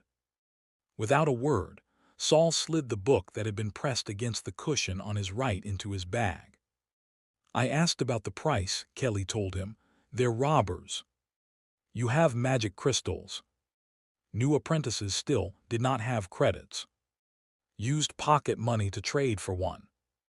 Class time soon arrived and then passed, but the instructor still had not shown up. New students began whispering. The older apprentices simply sat quietly with their heads lowered. Saul opened his meditation manual. Every few pages, it contained strange, chaotic illustrations. Staring at one of these illustrations for just a few moments was enough to make his head spin and his eyes blur. It was even more uncomfortable than reading the Noah script. Saul carefully avoided the pictures and focused only on the text. But the writing was obscure, with many unfamiliar words he could not recognize at all. Just like when he first saw this book yesterday, Saul furrowed his brow. At last, footsteps sounded again. Saul looked up and saw a tall, blonde beauty walking in, holding the leash of a creature that looked like a mix between a lizard and a crocodile. She walked straight to the corner at the front of the classroom, unhooked the leash, and stood with hands on her hips. "Newcomers, put your crystal balls to the side for now and listen. Those who have already studied begin meditating." The older students around them all opened their books and held their crystal balls in their palms, eyes half closed. So this is meditation, Saul thought. The blonde woman began to speak again. "I'm Monica. I specialize in lightning magic. If you're attending my class this afternoon, remember not to bring any metal items." Saul had not yet realized what that warning meant when, suddenly, a streak of blue lightning flashed across Monica's face. The arc of lightning disappeared as quickly as it had appeared, but it left a charred black scar running from her left cheek down to her neck. Monica raised her hand and tore off the blackened skin in one clean strip, revealing raw red tissue underneath. There was no blood, but the twitching muscles were deeply unsettling, especially when such a grotesque injury appeared on the face of a beautiful woman. The sheer contrast made many new students lower their heads, unable to look. Saul gritted his teeth and stared at Monica. He had already seen Concha's horrifying half-skull. This was something he could still handle. Crunch, crunch, crunch. The lizard-like creature on the floor began, eating the piece of scorched skin Monica had tossed aside. It really was crispy. Saul and Kelly both fell silent at once. These wizards were each more bizarre than the last. Even the ones who looked normal on the outside were not quite right on the inside. Saul looked down at his own hand, at the pale fingertips showing through his sleeve. If one day he became a wizard, would he also become a human who looked like a monster? Concha's face, the melting fat boy, the disgusting and terrifying mentor Guido, and now Monica, who occasionally peeled off a layer of beauty like a snake sheds its skin. Could it be that turning into a monster was the price one had to pay to become a wizard? Chapter 12, The Blue Stone.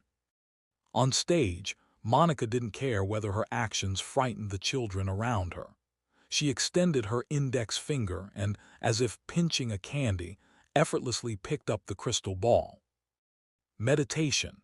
Immerse yourself through mental focus, sense the elements around you, draw them into your body, and merge them with your own magic. This is the most stable way to enhance your magical power. The crystal ball gently rotated on Monica's fingertip, with arcs of white lightning flashing through it now and then. Meditation also stabilizes your mental state. If one day you realize you're on the verge of losing control, you can try using meditation to maintain some degree of clarity. Monica curled her red lips into a slight smile, as if she recalled something amusing. Of course, if you can't resolve the root cause of your breakdown, you'll still go mad in the end. Then, Monica began teaching the new apprentices how to enter a meditative state. She had each person choose from a set of meditation diagrams in front of them, whichever one looked most pleasing or least dizzying, and observe it through the crystal ball. Saul fought off his nausea and flipped quickly through the booklet in his hands. Every page made him feel dizzy. In the end, he chose the one that made him the least uncomfortable. It was a diagram of multiple figures walking in a circle. At the top of the diagram was a normal adult man. To his left was a nearly identical figure, but a closer look revealed a difference in posture. This second man had slightly bent knees and raised hands. The third figure looked almost the same again, but this time, his arms extended slightly to the sides, and his heels lifted a bit as he bent his knees. Each figure's posture differed just a little, like the key frames of an animation, collectively forming a progressive walking sequence. It reminded Saul of how animations are made. He followed the dense lineup of figures downward, observing them one by one. But when he got to the lowest point of the diagram and saw the final upside-down figure, he suddenly realized with a chill that the figure had turned into an octopus-like monster. The change hadn't been abrupt. When Saul looked back up through the diagram, he didn't notice any clear differences between each figure and the next, yet the last image unmistakably depicted a creature. A person, walking and walking, had turned into a monster, and he hadn't noticed a single thing wrong along the way. As if people were monsters all along. Fighting the nausea and blurriness, Saul traced the images counterclockwise this time, carefully noting every subtle shift. There seemed to be differences, but also none. When he reached the top again, the monster had become a man once more. Saul couldn't take it anymore. He clutched his eyes and collapsed backward. But before he hit the ground, a pair of hands caught him and helped him back up. Laughter echoed nearby. Tears streamed from Saul's eyes. He couldn't see clearly. Assuming it was Kelly who had helped him, he muttered softly, "Thanks." There's nothing funny about this. He collapsed because he viewed the entire diagram, unlike you all, who give up the moment you feel dizzy. The voice rang out, and Saul realized it was actually Instructor Monica who had caught him. His eyes were less painful now. He managed to open them slightly and vaguely saw the woman beside him. Monica looked at the teary-eyed boy and couldn't help but smile. She glanced down at the diagram he'd chosen, surprise flashing briefly in her eyes. But she quickly returned to her gentle demeanor. Exploration takes courage, but also moderation. Your mental strength is decent. Try using the crystal ball now and immerse yourself. Thank you, instructor. Perhaps because Saul had progressed quickly, Monica began using him as a demonstration, guiding the other newcomers through the process. Many of the older students looked on enviously. And Saul lived up to expectations. He entered a meditative state on his first try. Immersed in meditation and viewing the human-to-monster diagram through the crystal ball no longer made him dizzy. One by one, the images of people and creatures lifted off the page and entered his mind. Soon everything around him blurred. Sounds seemed to come from distant skies. The world dimmed, then brightened again. What lit up Saul's world was a collection of colorful glowing orbs. Following Monica's guidance, he focused on the closest light orb and gently drew it toward his forehead. It went smoothly. The first elemental particle obediently entered Saul's body and fused into something bubble-like within his mind. Excited, Saul immediately attempted to draw in another. He didn't notice that beside him, Instructor Monica's brows had furrowed slightly. She stepped away from Saul and walked around the classroom, instructing other apprentices to try meditating like Saul. Not everyone could immerse themselves so easily. Many hadn't even found a suitable meditation diagram yet. Keep your crystal balls with you. They help filter out dangerous things and keep your meditation stable. Until you reach the second rank, I don't recommend meditating without them. Monica returned to the front, patiently reiterating the key points of meditation. But she no longer gave hands-on guidance as she had with Saul. Some students were quietly resentful. How could a so-called cheater of an apprentice deserve the instructor's undivided attention? Still, no one dared voice their dissatisfaction. The first meditation lesson soon ended, but Saul remained deeply immersed even after the room emptied. Kelly had planned to wake him, but Monica stopped her. Kelly gave Monica a puzzled look, only to see her wearing a mysterious smile. "You go on, I have something to say to him alone." Kelly eyed Monica with suspicion from head to toe. Being stared at like that by a red-haired little girl made Monica's face darken instantly. But before she could scold her, Kelly zipped away, not forgetting to close the door on her way out. Monica walked back to Saul, snapped her fingers. A crackle of electric sparks landed right on Saul's forehead. Jolted by the sudden shock, Saul woke up. He opened his eyes to see Monica's long legs standing right in front of him. "Instructor Monica," he looked around, finally noticing the empty room. "Sorry, instructor, I'll leave right away." Saul apologized repeatedly as he packed his things. "Elemental perception that was meant to be covered in my next class," Monica said coolly, her red lips barely parting. Elemental perception is actually a trait of mental strength. Just like people have different appearances, elemental perception varies from person to person. It reflects your sensitivity to certain elemental particles. For example, take a sheet imbued with red, yellow, and green attributes. Now, throw red, yellow, green, and blue stones onto it. What color do you think you'd see? Saul didn't quite get it. "You mean a sheet with red, yellow, and green colors?" "Can you grasp it? It's not just painted red, yellow, green. The sheet has those three attributes simultaneously." Saul seemed to catch on. "If the sheet is red, yellow, and green at the same time, then the first thing I'd see would be the blue stone." Monica nodded. "Good. The body is like that sheet. Elemental attributes dull our perception of other elements. The color you can see the most clearly is the element you're most attuned to. The strength of your mental power also affects how many elements you can perceive." With that, she scooped up the little skin-eating monster on the ground, swayed her hips, and left the classroom, leaving Saul standing there, utterly baffled. "Instructor Monica, why did you tell me all that?" Saul gathered his books and crystal ball, still puzzled.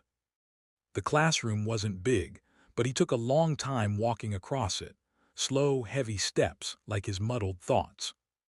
Only saw blue, only saw blue. As his hand touched the doorknob, Saul's head snapped up.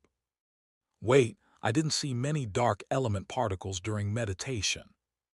The muscles on his face twitched wildly, his youthful face slowly contorted. My strongest elemental sense isn't for darkness." Chapter 13. A difficult road to study. Saul didn't even know how he made it back to his dorm.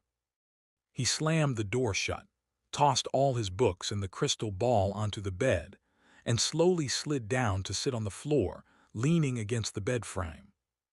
Why can't I sense much dark element? Is the elemental distribution in the classroom uneven? With that thought, Saul immediately opened his book, picked up the crystal ball, and began meditating on the floor. This time he did sense some dark element particles, but they were still pathetically few, even fewer than the white ones. "The white ones are light elements. That's impossible. During the test, my sensitivity to dark element was clearly the highest. Could Seed have tampered with the test? No, unlikely. If he wanted to fail me, messing with the elemental perception wouldn't make sense. Though he didn't want to, Saul ended up thinking of Kangsha. The image that surfaced in his mind was her handing him that vial of healing potion. If the element I'm most attuned to isn't actually dark, then that potion most likely altered my mental strength temporarily. From the beginning, Saul had known that Kangsha had an ulterior motive in helping him become an apprentice. Now, he was just more certain of it. He let out a long sigh, dropped the crystal ball, and looked up as afternoon class was about to start. There was no point questioning Kangsha now, so he could only take things one step at a time.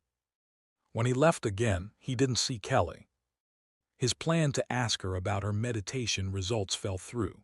With no better option, Saul headed alone to the 15th floor of the East Tower. Mentor Kaz had a private lab there. Ordinary apprentices who wanted guidance had to visit the lab. When Kaz was working, he might answer a few questions. But most apprentices preferred not to visit a mentor until they hit a real bottleneck. They were more likely to get answers like, "You can't even do that. Didn't I already explain this?" Or "No need to wait for the next test. You're already out." Only the fresh-faced newcomers who hadn't yet seen a mentor's wrath would feel excited about seeing one up close. Saul, with everything weighing on his mind, felt no excitement at all as he climbed to the 15th floor. He pushed open the door to Kaz's lab and met a pair of eyes staring straight at him. Duke's expression ran the full spectrum: shock, anger, fear, forced calm. Saul looked at him and scratched his chin with a white bone knuckle. Duke quickly averted his gaze. After all, the purplish imprint of 5 fingers was still faintly visible on his face. Nope, not messing with that guy. Kaz didn't have many apprentices. Out of 20 newcomers, only 3 had chosen him.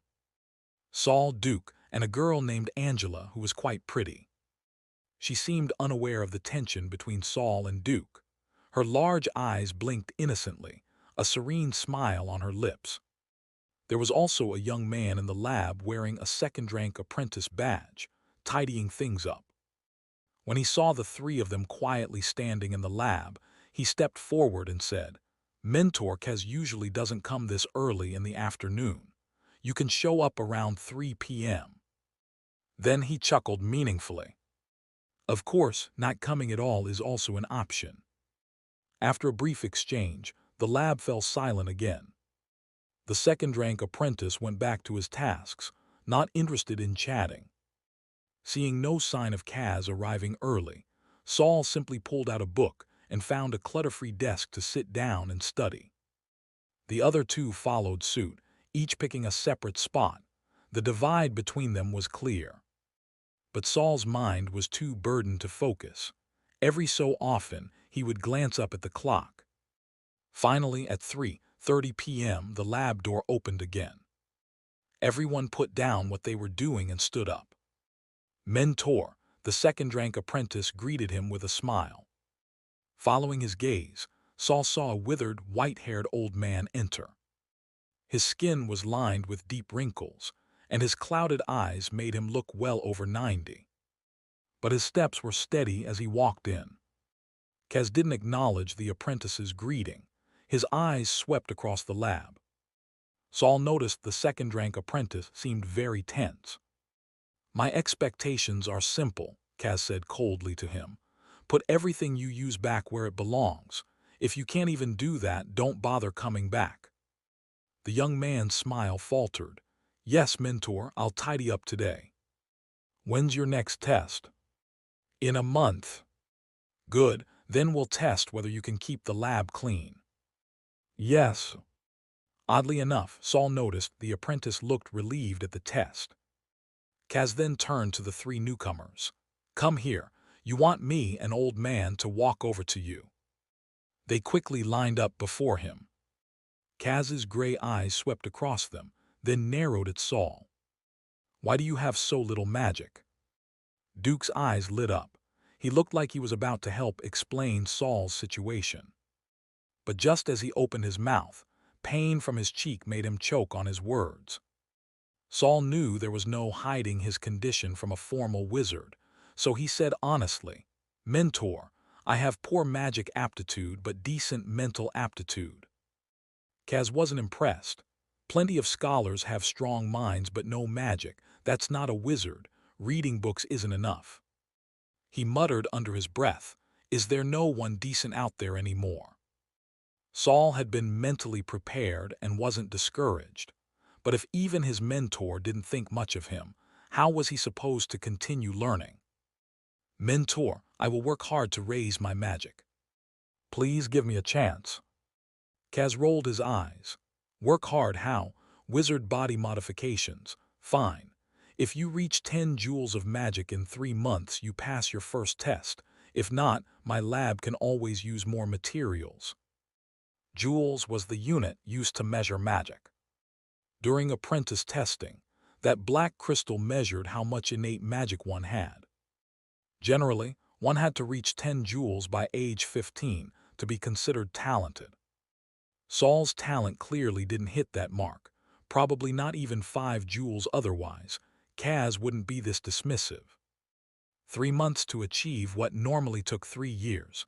That was a tall order. Saul stepped forward, wanting to ask for more time.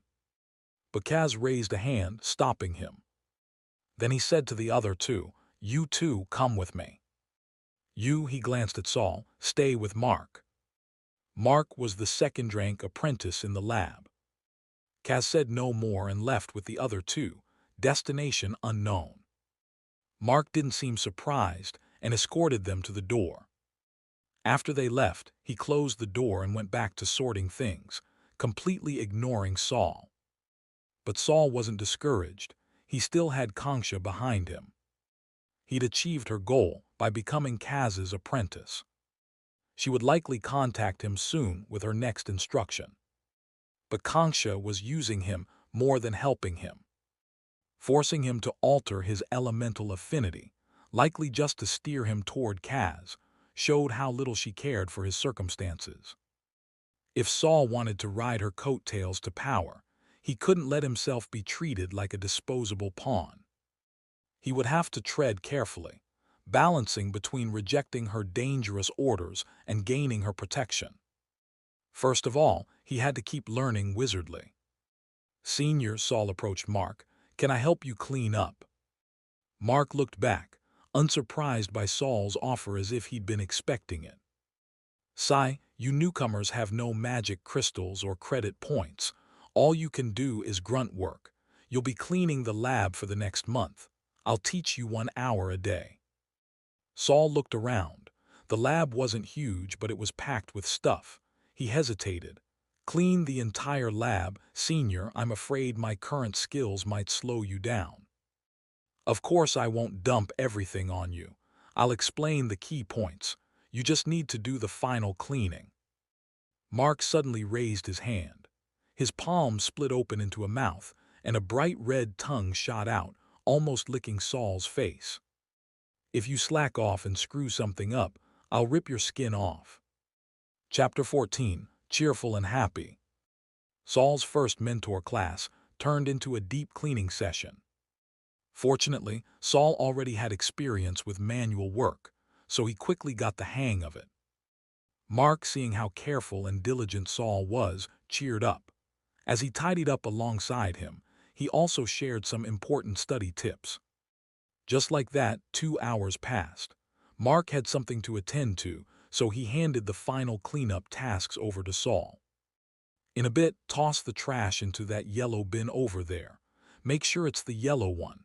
If it's not, just tie the bag shut and leave it for tomorrow."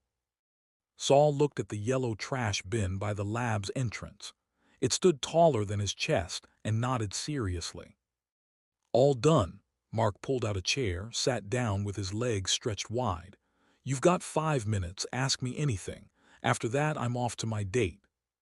Saul quickly jumped in with a question he'd prepared in advance. "Senior Mark, how do mental power and magical power affect the study of wizardry?" Mark wasn't surprised. Based on what Mentor Kaz had said, he already suspected this junior had poor magical talent but decent mental aptitude. Probably wasn't willing to give up. If you go by the textbook, they're equally important. But as a hands-on practitioner, I'll tell you, magic is the medium we use to turn knowledge into spells. Let me give you an analogy. The elemental ions in the outside world are like a river 100 meters away. Your mental aptitude is your running speed, and your magical aptitude is the tool you use to carry water. Mark gestured with his hands. Normal apprentices use buckets. He made a smaller shape. You've got a bowl, so your progress will be much slower, get it? Saul replied immediately, then I'll just make more trips. Mark shook his head. It's not that simple. In the world of wizards, you always need magic. Casting spells, crafting tools, drawing arrays, building runes. Sometimes you need to carry 2 bowls or even a whole bucket at once. What if your bowl can't manage it? Saul lowered his head. His left fingertip twitched slightly. Senior Mark, is there no way to turn my little bowl into a big bucket, like through wizard body modification? Mark noticed Saul's left hand but didn't think much of it. This level of body modification was trivial to him. Of course there is, but almost no first-rank apprentice can handle it. Wizard body modification, like the one Mentor mentioned, usually requires you to be at least second rank. He raised both hands. From the center of each palm, a large mouth split open, constantly snapping and licking at the air. 2 bright red tongues stretched towards Saul, probing and closing in. Saul gritted his teeth and resisted the urge to retreat. His left hand was also ready to act at any moment. Just as the room's atmosphere grew tense, Mark suddenly withdrew his hands. Don't move, this is a lab. He spoke casually, as if he had only meant to scare Saul. Got it, Senior Mark. Saul lowered his hand and asked again, still unwilling to give up. So there's no modification a first-rank apprentice can survive. I might only have 3 months. Mark stretched lazily and stood up. Then you'll just have to bet your life. For example, head to the library and take a look at materials meant for second-rank apprentices. Saul could tell Mark was leaving. Time for questions was nearly up. He quickly followed him to the door. Can I borrow second-rank apprentice books? Mark strode to the door and yanked it open. Anything in the public library is fair game. He turned around and gave him a strange smile. The library never stops lower-ranked mages from reading higher-level materials. They're bored too, after all. With that, Mark left the lab and closed the door behind him. Saul stood at the door deep in thought. Bet my life, huh? Just relying on meditation, Saul had no chance of meeting Mentor Kaz's expectations in 3 months. He looked at the floating hardcover book above his left shoulder. Well, this is what I'm good at. Just then the lab door creaks open again. Mark poked his head back in. Don't forget to tidy up before you leave. Understood, Senior. Startled, Saul watched as Mark's half-face vanished again. The door shut. The room was probably empty. Saul turned to scan the lab. Not much work remained, just putting things back in place, taking out the trash and checking if all the cabinets were tightly shut. He made a round through the lab. He pushed the chair Mark had pulled out back under the table and scooped up trash from underneath, tossing it into the yellow bin. The inside of the yellow bin was pitch black, seemingly bottomless. It didn't look like a bin, more like a tunnel. Saul didn't stare long. He dumped the trash and quickly shut the lid. Being alone in a lab always feels kinda eerie. He rubbed his arm, imagining goosebumps crawling up from under his skin. Saul noticed a few sketchy sheets on the central table. Someone had drawn something on them, but it had all been scribbled over with messy black lines. The paper was crumpled like it had been thrown away, and then retrieved and flattened again. Were these here before? He carefully swept them into a small bin, planning to take out another load. but just as he reached to lift the trash can lid, it suddenly turned red before his eyes. Saul froze mid-motion, slowly retracting his hand. He decided to pretend he saw nothing, and placed the small bin under the table, sealed tight. Continuing his inspection, he reached the deepest row of cabinets. For some reason, he suddenly remembered the creature-walking diagram he used for meditation earlier. According to that layout, he was now standing in the lowest spot of the diagram, the position of the monster.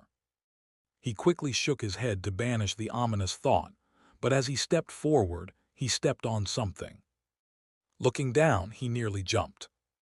It was that wooden doll they'd used for talent testing on the first day. Though the doll's eyes were hollow holes, Saul felt like something was watching him through them. "Make sure the floor by the cabinets is clear when you leave. I'll clean it once, but if you see anything still there, just find the matching cabinet nearby and return it. Be sure to close the door properly." He recalled Mark's earlier instructions. Turning his head, he saw a nearby cabinet had a small gap open. Through the glass, he could see piles and piles of wooden dolls, lying every which way. "Well, looks like I've come to your house." Saul tilted his head slightly, avoiding direct eye contact with the doll. He bent down to pick it up. The moment his fingers touched its rough, cool surface, rustle, rustle, a sound only Saul could hear. The hardcover book flew in front of him, pages flipping rapidly before stopping on a new blank page. May 26th, year 314 of the lunar calendar. You were left behind by Mark to clean the lab. This really isn't a great job. You got your foot bumped by a naughty wooden doll and were about to return it to its place. You opened the cabinet, grabbed the doll by the head, and carefully placed it back inside. You were grabbed by the head and carefully placed inside. You lay atop the bodies of your companions, watching the glass door close. Outside, Saul hummed a pleasant tune and ran off happily. Chapter 15. Come on, all of you. Why do I keep getting death warnings? Am I just that unlucky, or is this normal in the wizard tower? Cautiously, Saul slowly loosened his grip, testing the waters. When he didn't turn into a puppet, lying stiff on the ground, he breathed a little easier. Looks like the puppet can't steal my body on its own. It needs me to open the cabinet or face multiple puppets at once. Saul stepped around the puppet, heading for the small trash bin. If you're not going back into that cabinet like a good little doll, then you're trash now. But he got ahead of himself. New text appeared on the hardcover book. May 21st, year 314 of the lunar calendar. Because you were lazy, you tossed the puppet into the trash bin. Although that is where it belongs, the bin can contain garbage, but it can't seal a tool. When you return to the lab the next day, it looks like a hurricane swept through. An enraged senior Mark doesn't listen to a word you say and licks off all your skin, flesh, and organs. You become a skeleton. Your left hand is very happy. Saul jumped back and snatched up the puppet. So I die either way, cabinet or no cabinet. He gripped the doll tight, tempted to crush it. But it was so sturdy, he couldn't even pull off an arm. Saul gave up, especially since he thought the puppet had just smiled at him. Even without another death warning, he had a gut feeling. Smashing the puppet wouldn't end well. How about I take you out of the lab and dump you somewhere? He thought tentatively. The hardcover book didn't give any warnings this time. It quietly retreated into his left shoulder. Phew! Saul exhaled. He turned, ready to finish checking the last part of the room and get out of there fast. But as he turned, crash! Behind him, something clattered loudly to the ground. The glass cabinet doors were wide open. Puppets lay strewn all over the floor. When Saul turned around, he locked eyes with one of them. "Help me, help me, help me. Help me, help me, help me. I wanted to. Help me, help me, help me. In an instant, it was as if hundreds of voices were screaming in his head. Saul ignored the hardcover's earlier warning about being killed by Mark tomorrow. He turned to bolt. But the moment his feet left the ground, he lost his balance and crashed hard onto the floor. He tried to get up only to find his limbs as stiff as wood. A numbness crept from his extremities, slowly invading his torso, his brain. No. He remembered what Monica had said about meditation. Desperately, he visualized the movements of the walking human monster diagram in his mind. He had no actual diagram, no crystal orb to assist him, but in this life-or-death moment, Saul managed to enter a meditative state. The chaotic voices dulled but didn't disappear. The numbness in his organs began to recede, retreating to his limbs. If Monica were here, she'd be stunned. Saul's mental aptitude was even greater than she had imagined. But he still couldn't move, his limbs were stiff like logs. Wait, my left hand can still move. His skeletal left hand remained flexible, capable of gripping and flexing.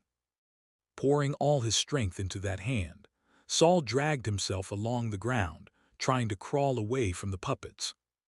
But moving his left hand broke his concentration, and the numbness surged back through his body. Still, just meditating wouldn't save him. He'd run out of mental energy and die anyway. So Saul stopped meditating altogether. He focused solely on crawling with his left arm, dragging his body forward inch by inch. Whenever the numbness reached his chest, he'd pause, meditate again, push it back, and keep crawling. Back and forth. He crawl, meditate, he inched his way toward the lab's door. Finally, his left hand touched the door. Who would have thought? That damn live experiment actually saved me. The lab door opened inward. Saul would have to pull it open. He pushed himself up against the wall to grab the handle with his left hand. And the door swung open on its own. Mark's half-face peeked out from behind the door, his wide, eerie eyes staring down at Saul. Saul, what are you doing? A familiar face, but Saul felt ice in his veins. From his vantage point on the floor, he could see clearly. That was Senior Mark. Just a thin flap of facial skin, stretching through the crack in the door. It hadn't even noticed it had been exposed. It just kept glaring. The lab's a mess. Where do you think you're going? Get back and clean up. Next to the door, the red trash bin suddenly popped open. Clack. A pale, bony hand gripped the edge of the bin. Knuckles bulging, veins popping, it was clearly straining, trying to climb out. Behind Saul came a low, sloshing gurgle. Something was rolling toward him. His teeth chattered. Even after becoming a mage apprentice, he was still weak, helpless, and waiting to die. The hardcover book flew up in front of him again, pages flipping furiously, no pauses. Each page showed the same giant word. Death. It didn't even bother describing how he'd die this time. Ha ha ha ha, Saul burst out laughing. Why is death always after me? Is my meat that delicious? Ha ha ha ha. He was cracking. Come on, all of you, let's go. Let's see who's stronger after becoming freaks. Come on, ha ha ha. Bang! The door suddenly swung wide. The edge of the door smacked Saul in the forehead, knocking him down. But his laugh cut off. He clutched his head instinctively. Wait, I can move. The hardcover book quietly retreated to his left shoulder. No time to check, Saul quickly looked up. Mark's half-face was gone. The door stood fully open, and a man wrapped head to toe in pink bandages stepped inside. Only a pair of silver eyes remained visible. No ears, no nostrils, not even a strand of hair. Saul lay half-slumped on the floor, frozen by the silver gaze. His mind went blank. Not even fear remained. Luckily, the bandaged man just glanced at him, then turned toward the lab and murmured, "Back. All of you back." Then he looked at Saul again. The chill in his gaze melted into something like gentle water. A new apprentice. Why are you spending the night in the lab? The night. The moment the thought struck him, Saul's full mobility returned. He felt like himself again. He looked at the sand timer on the wall. At some point, it had fallen to the 11 o'clock mark. When Senior Mark left, it wasn't even 6 yet. How is it 11 already? From Saul's perspective, he'd only been alone in the lab for less than half an hour. Chapter 16. I don't need special services. Sir, thank you for saving me. Saul climbed up from the floor. His legs were still a little weak, but he forced himself to stand and look the pink-bandaged man in the eye. New apprentice, until you have enough knowledge and power, don't stay in the East Tower alone. At night, only your dorm is safe. His voice was low but incredibly clear. I'm sorry, sir. I did know. Don't say you've seen me. Saul was cut off before he could finish. The pink-bandaged man raised a hand and waved. A gentle breeze brushed past Saul, causing him to blink instinctively. When he opened his eyes again, he found himself standing outside dorm 604. He quickly glanced both ways down the corridor. The flickering candlelight cast a dim glow, and everything was silent. No time to think. Saul opened the door and rushed inside. Midnight had passed. The blue hourglass instantly flipped. The sand that had just filled it began falling again. Time resumed its slow passage. On the 11th floor of the West Tower, 2 dormitory doors opened simultaneously. Mark stepped from his dim room into the even dimmer corridor, looking toward the door diagonally across from his. Midnight's passed. Our deal ends here. I'll only act once whether he lives or dies. He's just my junior from now on. There was no impatience on Mark's face, nor even a hint of a smile. Seed stepped out from the dorm across the hall, his expression slightly amused. Of course, that was the agreement. But don't you want to know why I'm so dead set on killing that kid? No, Mark turned and slammed his door shut. What a bore. People who hang around corpses all day are all like that. Seed's golden hair looked dull in the faint candlelight. He lowered his head, the flickering light and shadows slicing across his face. For an instant, his expression twisted, then settled back into a dark calm. That diary must be on him. It only reappears when its previous owner dies. Damn kid, your only crime is being too lucky. The diary I searched for all these years just landed in your lap. Seed's right hand closed and opened, as if recalling the exact sensation of gripping the hardcover book. Too bad it was only after he flung it that he realized it was the very thing he'd been searching for. By the time he kicked over Saul's body and frantically searched it, the diary was gone. Then Saul started breathing again. There was only one explanation. The diary had saved him. Staring at Saul's childish face, Seed had countless times imagined personally killing him. But he couldn't. According to his grandfather's notes, the diary would never go to someone who killed its master with their own hands. He would have to make other plans. Seed slowly backed into his dorm and shut his eyes tightly. Diary of a dead wizard. What's your secret? Why did my grandfather kill all his friends and family just to get you? Seed was full of questions, but also utterly determined. Whatever had driven such a brilliant man to madness, he had to have it. After a day of chaos, danger, and madness, Saul still had to wake up early for class the next morning. Life can be so cruel. It was past midnight now, and he forced himself to sleep. But the terrifying scene in the lab kept replaying in his mind. Was that lab incident connected to Senior Mark, and why did he try to kill me? Who was that pink-bandaged man? Could he be one of the 5 mentors? Calling him the pink-bandaged man feels kinda rude. Saul tried distracting himself with irrelevant thoughts to stay alert. He was so powerful, just wiped out all those monsters in a flash. Let's call him Big Pink. Drowsiness began to settle in, and Saul felt himself drifting off. Knock, knock, knock. Is it morning already? Is Kelly here to wake me?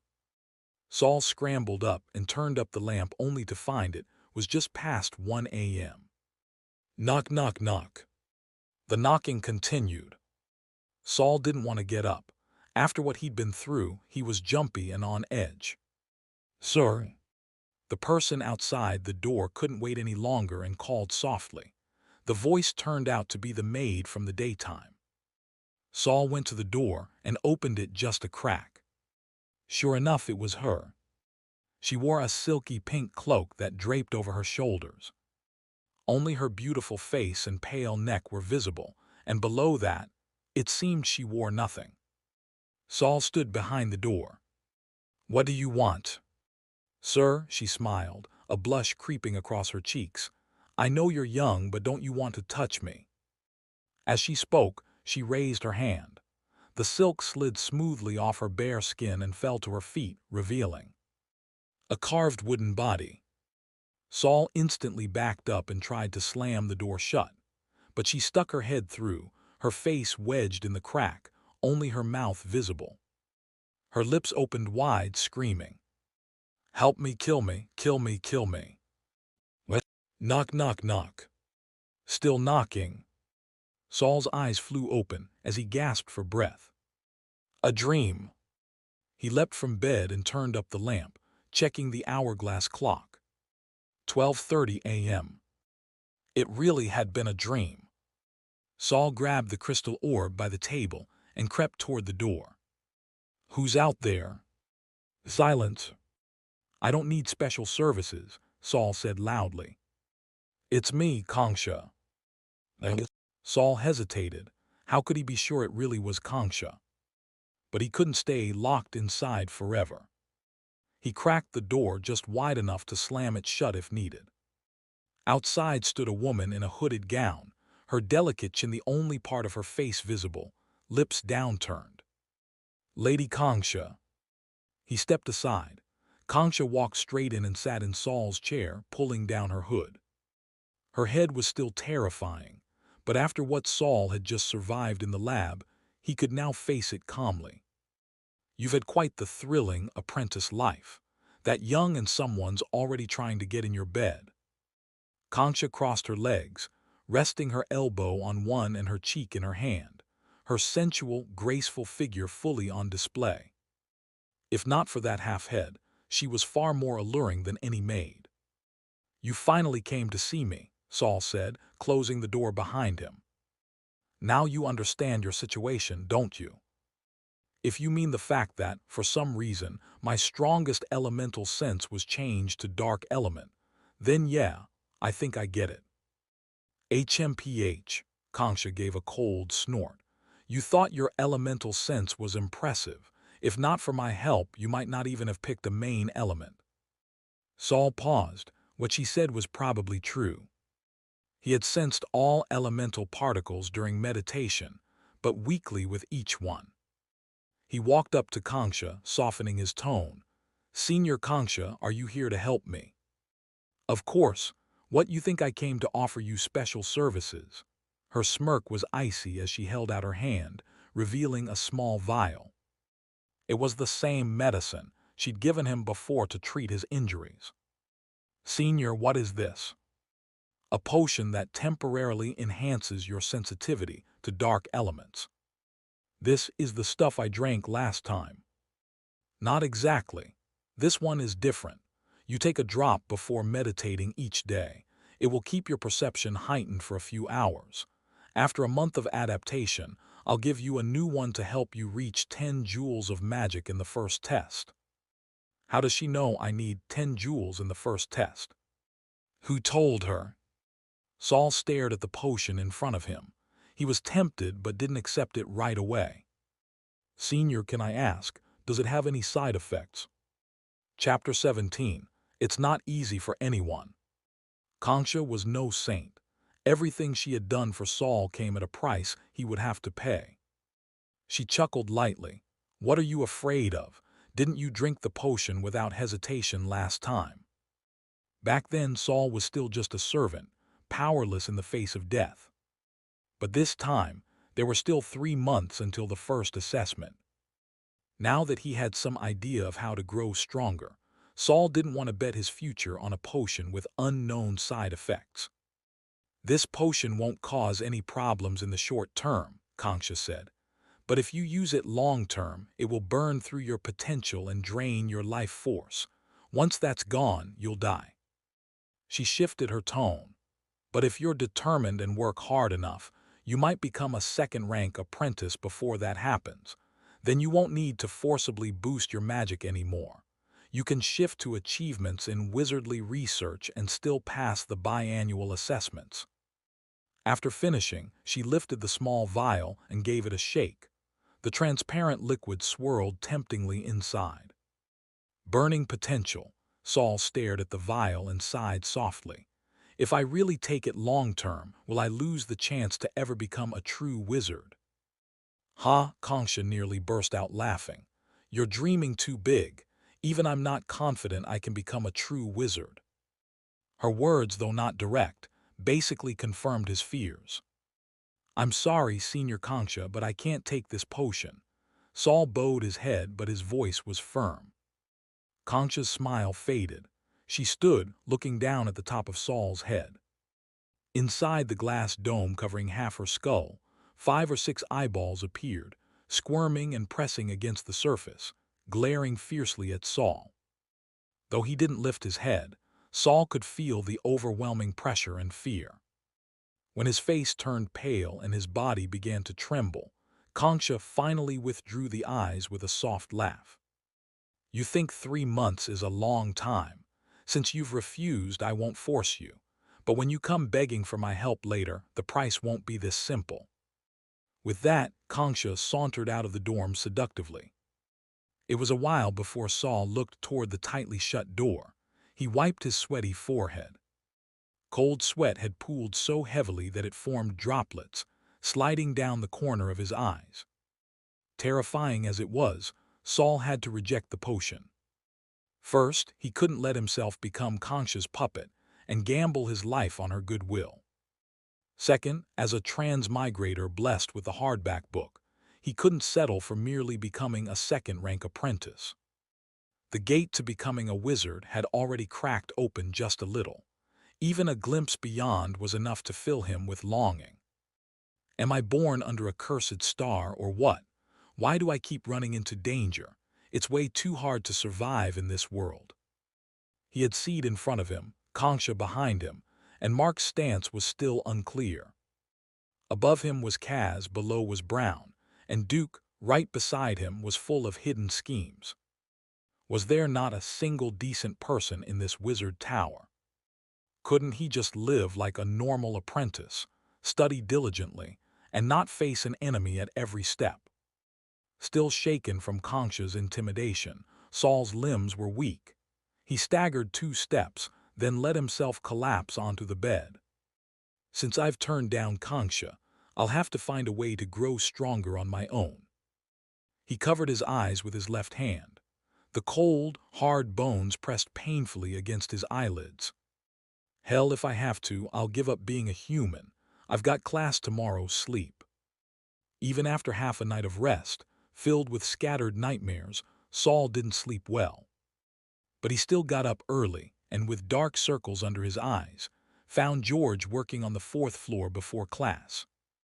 George lit up with excitement when he saw Saul. He was scheduled for the early morning corridor cleaning tomorrow, not a guaranteed death sentence, but one best avoided. As long as Saul showed he cared, the other manservants wouldn't dare assign him dangerous tasks. Sir, are you here to officially take me on as your personal servant? George's eyes sparkled. Not yet. George, still a child, looked disappointed but quickly perked up again. I understand, sir. George will always be ready to serve you. Saul got to the point. Has anyone been in contact with Brown recently? George shook his head. Everyone hangs out together during breaks and Brown's always there, but I don't know about nighttime. Saul pondered. Maybe the one who had instructed Brown to target him hadn't shown up yet. He changed tactics. Have you ever seen a blond youth about 18 or 19 come looking for Brown? After I was injured, I mean. Saul described the appearance of Seed, the second-rank apprentice. George's jaw dropped. Seeing his expression, Saul immediately pressed, "You've seen him, haven't you?" George stammered, "Yes, sir, I haven't seen him talk to Brown, but isn't that the guy who hit you with a book?" Saul's eyes widened. His fragmented memories had never revealed who had killed the body's original owner. But now, thanks to George, everything came flooding back.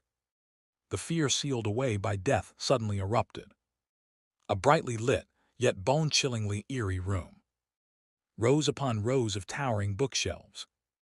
A blond youth with a strange expression, pulling books off the shelves and putting them back again. A few vague murmurs about a diary. A furious glare upon turning around and seeing Saul. A thick hardback book hurled without warning. A wave of terror and splitting pain in the head. Then pitch-black silence. Saul swayed, stunned. But what truly shocked him wasn't that Seed had once killed him. It was the book. It was the same hardback book floating beside his left shoulder. Saul had always thought the book was his transmigration perk, his cheat, his golden finger. But now, it turned out that this book had existed in this world all along. He resisted the urge to glance at his left shoulder.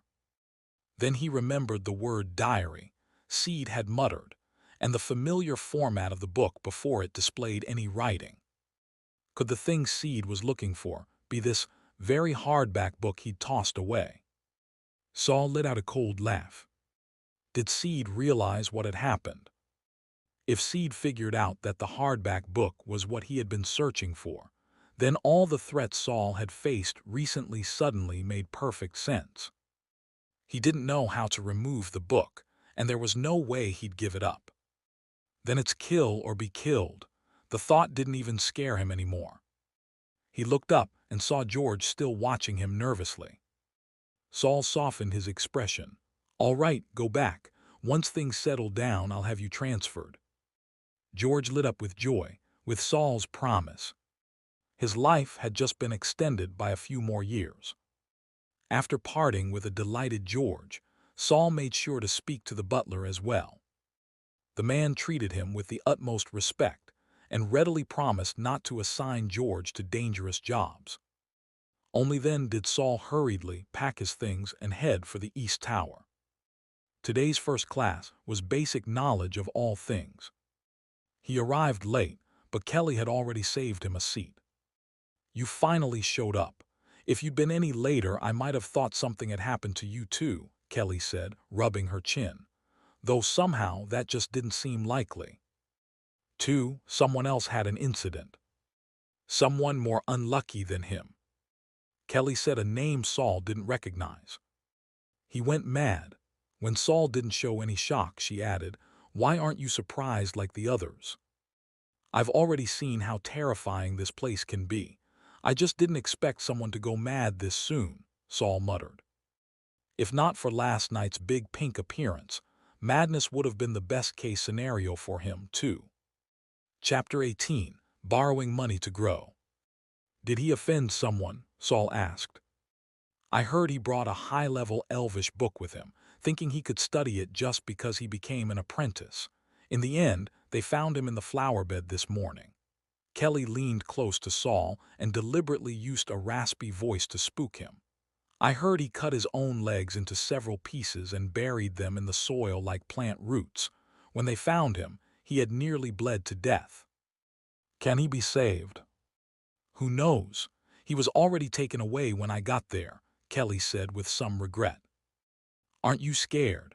Saul looked at the young girl in front of him with a bit of surprise. Propping up her chin, Kelly murmured, "I already knew what the wizarding world was like before I came. It's not so different from home. People just die for no reason sometimes." That crazed new apprentice was just a small episode. Kelly quickly switched the topic to her experience visiting Mentor Guido with a bucket yesterday. I feel like Mentor Guido is pretty willing to teach me, but he just can't stop vomiting. The big bucket I brought was nearly waist high, but it still filled up in less than an hour. I really don't get how he eats so much. Heh, Saul was both grossed out and amused. Kelly suddenly tilted her head and looked at Saul. You're finally smiling. When you first came in, you looked like a walking corpse. Saul's smile faded a little, and he rubbed his face with his hand. So he looked that haggard. Only someone as straightforward as Kelly would say it out loud. The one in charge of the basic knowledge of all things class was a second-rank apprentice. He was skin and bones. With sunken cheeks, he looked even more corpse-like than Saul.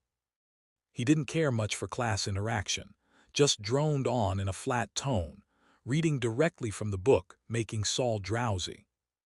So Saul just opened the book and started reading on his own.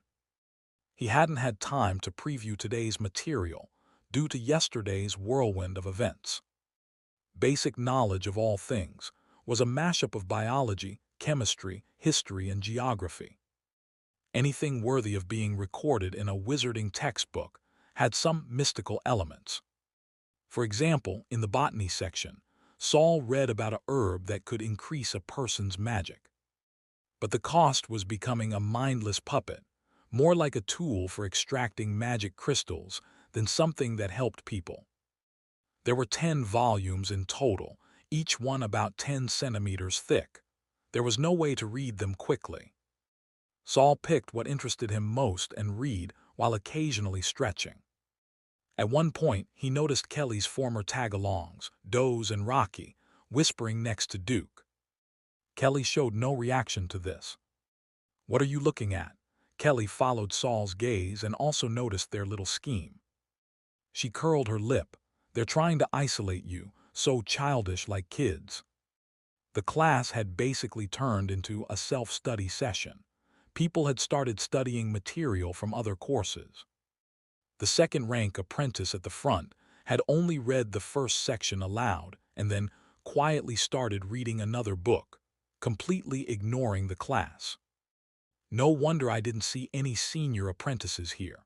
They must have known this class was pointless, Kelly muttered, regretting not having brought other books with her. Kelly, can you lend me some magic crystals? Saul finally mustered the courage to ask after some hesitation. What do you need magic crystals for? Kelly asked cautiously. I don't do one-way trades with no return. I want to borrow 2 books from the library. Someone just went crazy from reading the wrong book, and you're not scared. I won't read recklessly, Saul said sincerely, but I really need some specific books right now. Kelly didn't ask exactly what books he wanted. After a moment's hesitation, she poured out 5 black, semi-transparent, diamond-shaped pieces from her purse. I can only lend you 5. In 3 months you have to pay me back. 10. Deal. Need a loan contract. Of course. Saul tore a page from a blank notebook, and they completed their first financial transaction. The first class ended, and the second was the highly anticipated runic construction. Runic construction was the foundation of spellcasting. But to everyone's disappointment, the instructor was again just a second-rank apprentice. This guy was even worse. He only demonstrated the most basic rune drawing once, then told everyone to practice on their own. Most of the newbies barely understood and asked him to repeat the explanation, but he demanded payment for a second round. When Saul heard it cost money, he gave up asking. He recalled the knowledge points just covered and felt confident he remembered them clearly, so he began visualizing the first basic rune in his mind. With eyes closed, the rune appeared crisply in his mind. He opened his eyes, a bit stunned. Did I just memorize it? To make sure it wasn't just visual memory, Saul picked up a pen and drew it on blank paper. He compared it to the book. Exactly the same. Even the curve of each line matched. He closed the book and tried again, this time using a special pen and ink. Following the instructor's method, he began infusing magic into the pen tip. This part was tricky. Magic had to be an even output and coordinated with mental control to construct a proper rune. A mistake in any step would collapse the rune and turn it into just another doodle. Saul focused intensely. And then, success. Although it was only drawn on normal paper, the rune shimmered with magical luster, and its magical fluctuations were clearly perceptible. You actually did it. Kelly's eyes widened in disbelief. She had been planning to pay for another explanation, but now, seeing Saul succeed on his first try, she suddenly felt maybe she could get it too if she pushed herself harder. Saul didn't hear her. He was already focusing on the next basic rune. The second, success. Big success. The third, success. The fourth, failure. Saul frowned. The failure wasn't because he remembered the rune wrong. It was because he ran out of magic. His magic could only sustain 3 runes. Or was there a problem with how he outputted it? Saul finally experienced just how dangerous insufficient magic could be. No wonder Concha thought she had him cornered. No wonder Mentor Kez didn't even bother looking at him. Saul's chest heaved for a few moments before he calmed himself. What's there to panic about? He told himself. Didn't you already make up your mind? Saul took out the crystal ball and the human monster movement diagram and began meditating to restore his magic. Low magic had its upsides too. It's that he could recover fast. You had to learn to see things rationally. Saul's success in drawing 3 runes had already caught the whole class's attention. Not just the new apprentices. Even the seniors and the instructor were shocked by the string of magical waves coming from Saul's direction. Some newcomers who had planned to spend crystals for private lessons hesitated when they saw Saul enter meditation after drawing only 3. Maybe his rune construction had some flaw. Besides, you couldn't just interrupt someone's meditation. In the front row, Duke's eyes gleamed. He whispered something to his 2 companions, grabbed his runes, and headed to the front. Most apprentices brought some crystals with them from home. The instructor seemed pleased that Duke was the first to approach and whispered a long explanation, which made the others envious. Duke kept nodding and wearing expressions of sudden realization like, so that's how it is. In the back corner of the classroom, Angela's big, adorable eyes slowly slid from the podium to the rear, finally landing on Saul, her expression filled with interest. Chapter 19. Grimm's Understanding of Sorcerous Body Modification. Though he constantly had to stop and meditate to restore his magic, Saul was still the fastest among the newcomers in learning runes. Many people couldn't even draw their first rune by the end of class. But Saul wasn't arrogant about it. He understood very well. If simply drawing runes was already this difficult, then who knew how many more obstacles awaited when it came time to actually cast a spell? So he didn't rush. Instead, he repeatedly constructed a few specific runes over and over again, aiming to reduce the leakage of his magic power, hopping to build more runes with the same amount of energy. Rather than constructing a single rune and having the magical fluctuation be as loud as thunder. After class, Saul politely declined Kelly's invitation to walk together and went to test his current magical energy. He wanted to know just how hopeless his aptitude really was. Soon he walked out of the testing room, looking dejected. Even though he'd mentally prepared himself, the result of only 3 joules of magic power still made his future seem bleak. There was absolutely no way he could reach 10 joules in 3 months through conventional means. What happens if I fail the test? Death most likely. Saul followed the East Tower's slope up to the 9th floor's library. The moment he stepped through the entrance, he made up his mind. Rather than die from failing the test, I might as well risk everything to pass it. Near the library's entrance, a man sat rigidly against the wall. Judging from his attire, he seemed to be the librarian. Saul walked up, intending to ask about the borrowing rules. But the man alternated between looking fearfully at the ceiling and glaring warily at the floor, as if something terrifying might burst out from above or below at any moment. He didn't respond to Saul at all. Saul glanced where the man was looking, but didn't notice anything unusual. Left with no choice, he returned to the entrance and warily scanned the rows of towering bookshelves. A faint mist drifted through the library. Only the shelves near the entrance were clearly visible. The further in, the thicker the fog became, until it completely obscured the shelves in the distance. Each bookshelf had a large label at its side, marked with terms like Rank 0, Rank 1, and so on. Clearly, the books were organized by wizard rank. The higher the rank, the more advanced and dangerous the knowledge. Saul walked along the library's only straight path. He stopped where the rank and Rank 1 shelves met. Many of the books had visible titles on their spines. Some were written in the Nohic script, but most used other wizard languages, which Saul didn't recognize. The writing on the Rank 0 books merely caused some discomfort, not the intense vertigo he'd heard about. Thinking about the new apprentice who'd been chopped into strips and planted in the flower bed that morning, Saul didn't dare linger on any of the unfamiliar scripts.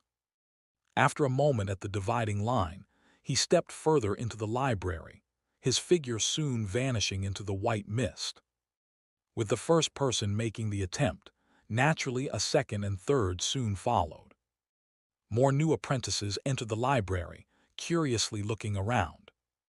One tried to shake the seated librarian awake. But the moment his hand touched the man's shoulder, the figure vanished into thin air, his hand grasping only air. As if everything they'd seen earlier had been a hallucination.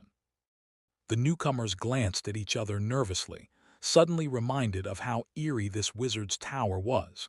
They huddled together. Do we really have to go in? The atmosphere here is seriously creepy. It doesn't feel as safe as the dorms, said Jenna, a timid girl. That servant went in already. You're not telling me you're worse than a mere servant, are you? A sharp-featured student retorted. We can wait here a bit. See if anything happens to him, suggested Duke, who now seemed more subdued than before. Ever since Saul had threatened him, Duke had toned down his arrogance. Still, every time he looked in the direction Saul had vanished, a flash of resentment passed through his eyes, like he was hoping Saul would just disappear forever. Unfortunately for him, Saul soon reappeared from the mist, holding a book. The anxious man at the entrance was now gone. Aside from Saul and the few newcomers, the library was empty. How do I check out this book? Can I just walk out with it? Given how upperclassmen charged for teaching, Saul seriously doubted the library was free. 2 magic crystals per day, came a sudden voice. An elderly man had silently appeared at the entrance. Looking closely, he bore a strong resemblance to the man who'd been there earlier, just significantly older. So expensive. Saul had expected the borrowing fee to be high, but not this high. Still, he didn't haggle. He handed over the 2 crystals and quickly left the library. He was now in a race against time. Are you borrowing books too? If so, hurry up, don't waste my time. The old man, now smiling from receiving the crystals, turned to the others with a stern face. The newcomers quickly shook their heads. No way. The evaluation was in 3 months. They hadn't even finished learning the basics of wizardry study. Why would they waste 2 magic crystals on some obscure book? That Saul was insane. If not, then get lost, the old man barked, disappearing again. Embarrassed, the others filed out in silence. That afternoon, around 2 p.m. after a short rest, Saul arrived at the lab with his newly borrowed book and a blank notebook. He chose an empty table and immediately began copying its contents. Soon Angela and Duke arrived too. The three sat far apart, minding their own business. Near 3 p.m., second-rank apprentice Mark strolled into the lab with a nervous-looking man. As he chatted with the man, Mark's eyes swept the room. When he saw Saul sitting there safe and sound, a flicker of emotion crossed his face. "You can go now. I'll contact you if anything comes up," Mark said to the man, then walked past Duke, who had just stood up, and approached Saul.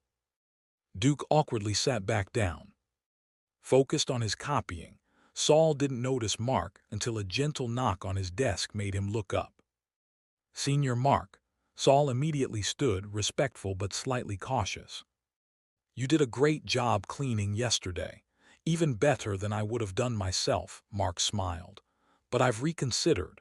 I think maintaining the lab might be a bit much for you. You don't need to do it anymore." Saul's fingers slowly curled around the notebook. Why the sudden change of heart? Could it have something to do with the big pink last night? Or was there another reason? Saul hesitated. Last night's experience had been terrifying, but if he didn't work, he couldn't afford to ask Mark questions. "But Senior," he began tentatively. Mark instantly understood and interrupted. "If you have any questions, just ask me directly. Mentor Kaz told me to look after you." "Thank you, Senior." Saul straightened his back, eyes full of gratitude. The two looked like perfect mentors and students. Neither mentioned last night's events. Since Saul had survived the ordeal, he clearly wasn't an ordinary person. Without sufficient gain, Mark wouldn't dare provoke him again. He had no interest in being dragged into deeper trouble. At the same time, he decided to offer Saul a small gesture of goodwill to bury what had happened. "Copying a book." "Yes, I borrowed one, but it's only for a day, so I thought I'd copy what I can and study it slowly." "Let me take a look, see which parts are useful."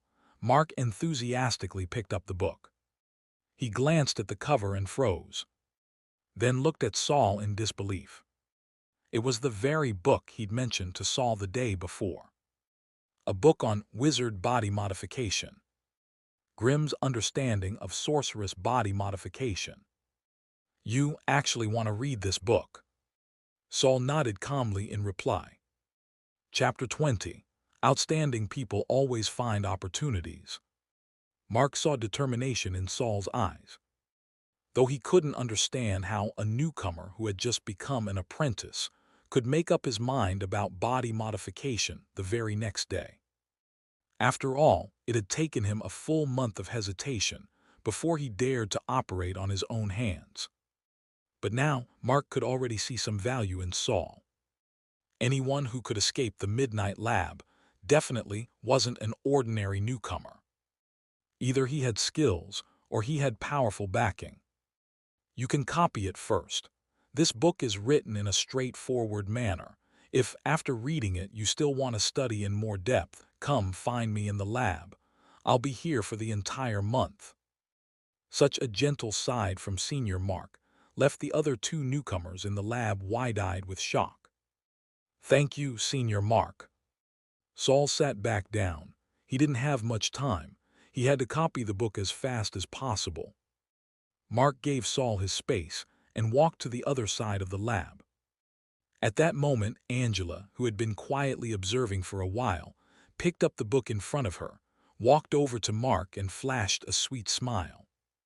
"Senior, I kept failing at a few spots while trying to construct runes today. Could you help teach me?" She held the book up to her chin, trying her best to show her cutest side. "Of course," Mark smiled. 10 magic crystals or 2 credits. The spark of joy that had just lit up in Angela's eyes was instantly extinguished. She only had a few dozen magic crystals in total.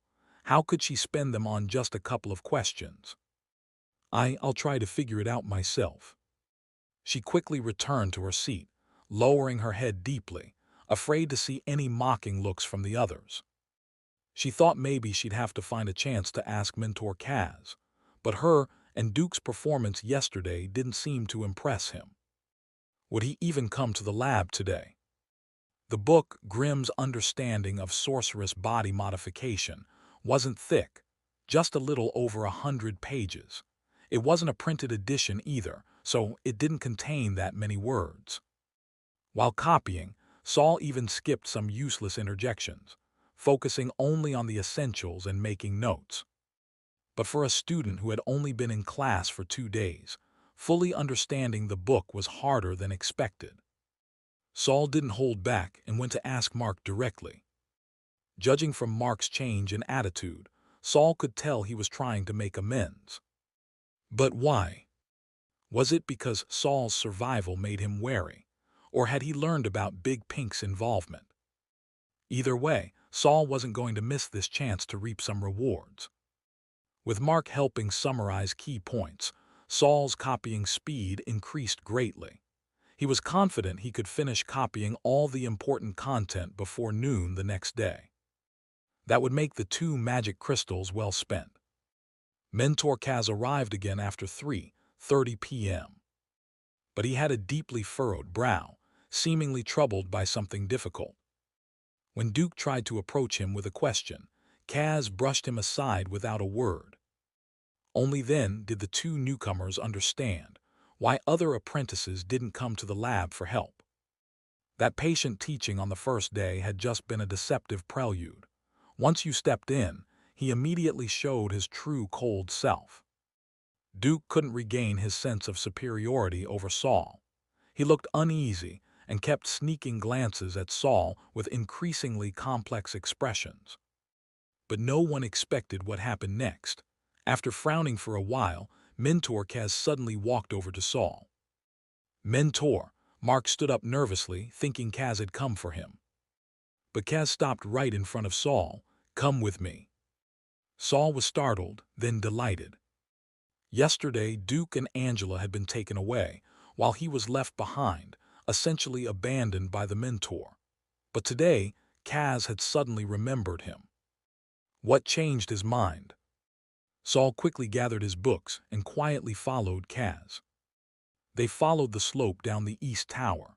Occasionally, when they passed other apprentices, they all stepped aside and bowed their heads respectfully. As a new apprentice, Saul had never been to the lower floors of the east tower. He only knew that the lower levels of the west tower housed the butlers and servants. The lowest floor there was a garbage dump.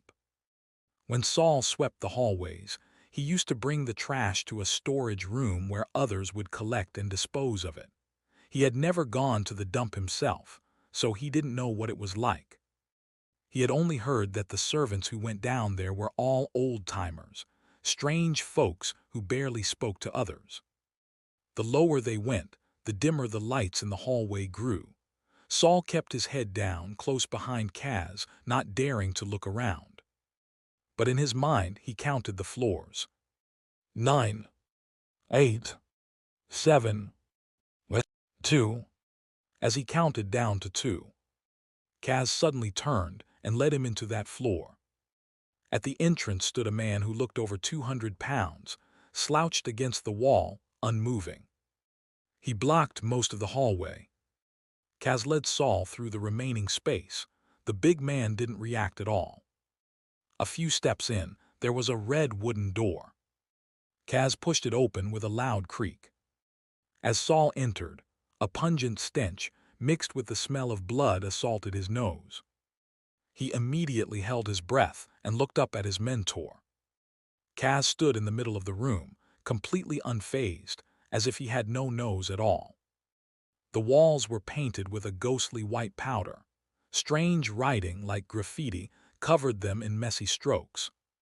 Thankfully, though it looked chaotic, the writing didn't make Saul dizzy. At the center of the room was a conveyor belt extending from the wall. Its entrance was covered with black leather tassels, concealing what lay inside. Next to the belt was a long table, covered in all sorts of open square boxes of varying sizes. These boxes were empty, but their edges and corners were smeared with some kind of sticky residue.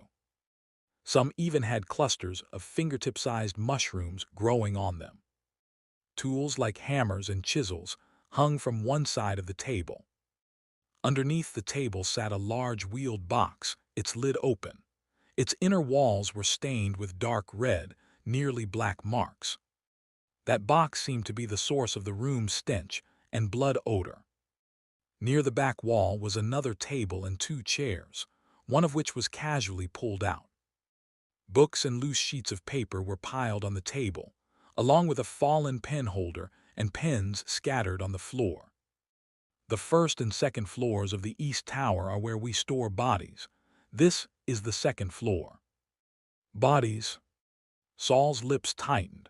Suddenly, everything he had seen in the room clicked together. If you can handle the work here, you'll earn 3 credits per month. Saul looked up sharply. The apprentice handbook said that 1 credit could be exchanged for 10 magic crystals. But credits had far more uses, and the reverse wasn't true. 10 magic crystals couldn't buy 1 credit. Saul almost couldn't hold it in. "I want it, I can do it, I'm in," was about to burst out of his mouth. But then he remembered Angela and Duke from yesterday. Had they been brought here too, and then sent back to the lab because they didn't meet the mentor's standards? "What would you like me to do?" Saul asked, trying to sound calm and obedient. "Process mutated corpses," Kaz replied as he pulled a lever next to the conveyor belt. The belt started to move. Soon, a fresh corpse broke through the leather tassels and rolled out before them. Saul had expected corpse-related work, but the sight of a real body still drained the color from his face, making him take 2 steps back. The body was tied to the belt and covered with a black leather sheet. Its face was intact and visible. Saul recognized it immediately. It was the very same new apprentice Kelly had mentioned, the one who had his legs shredded and buried in the flower bed yesterday.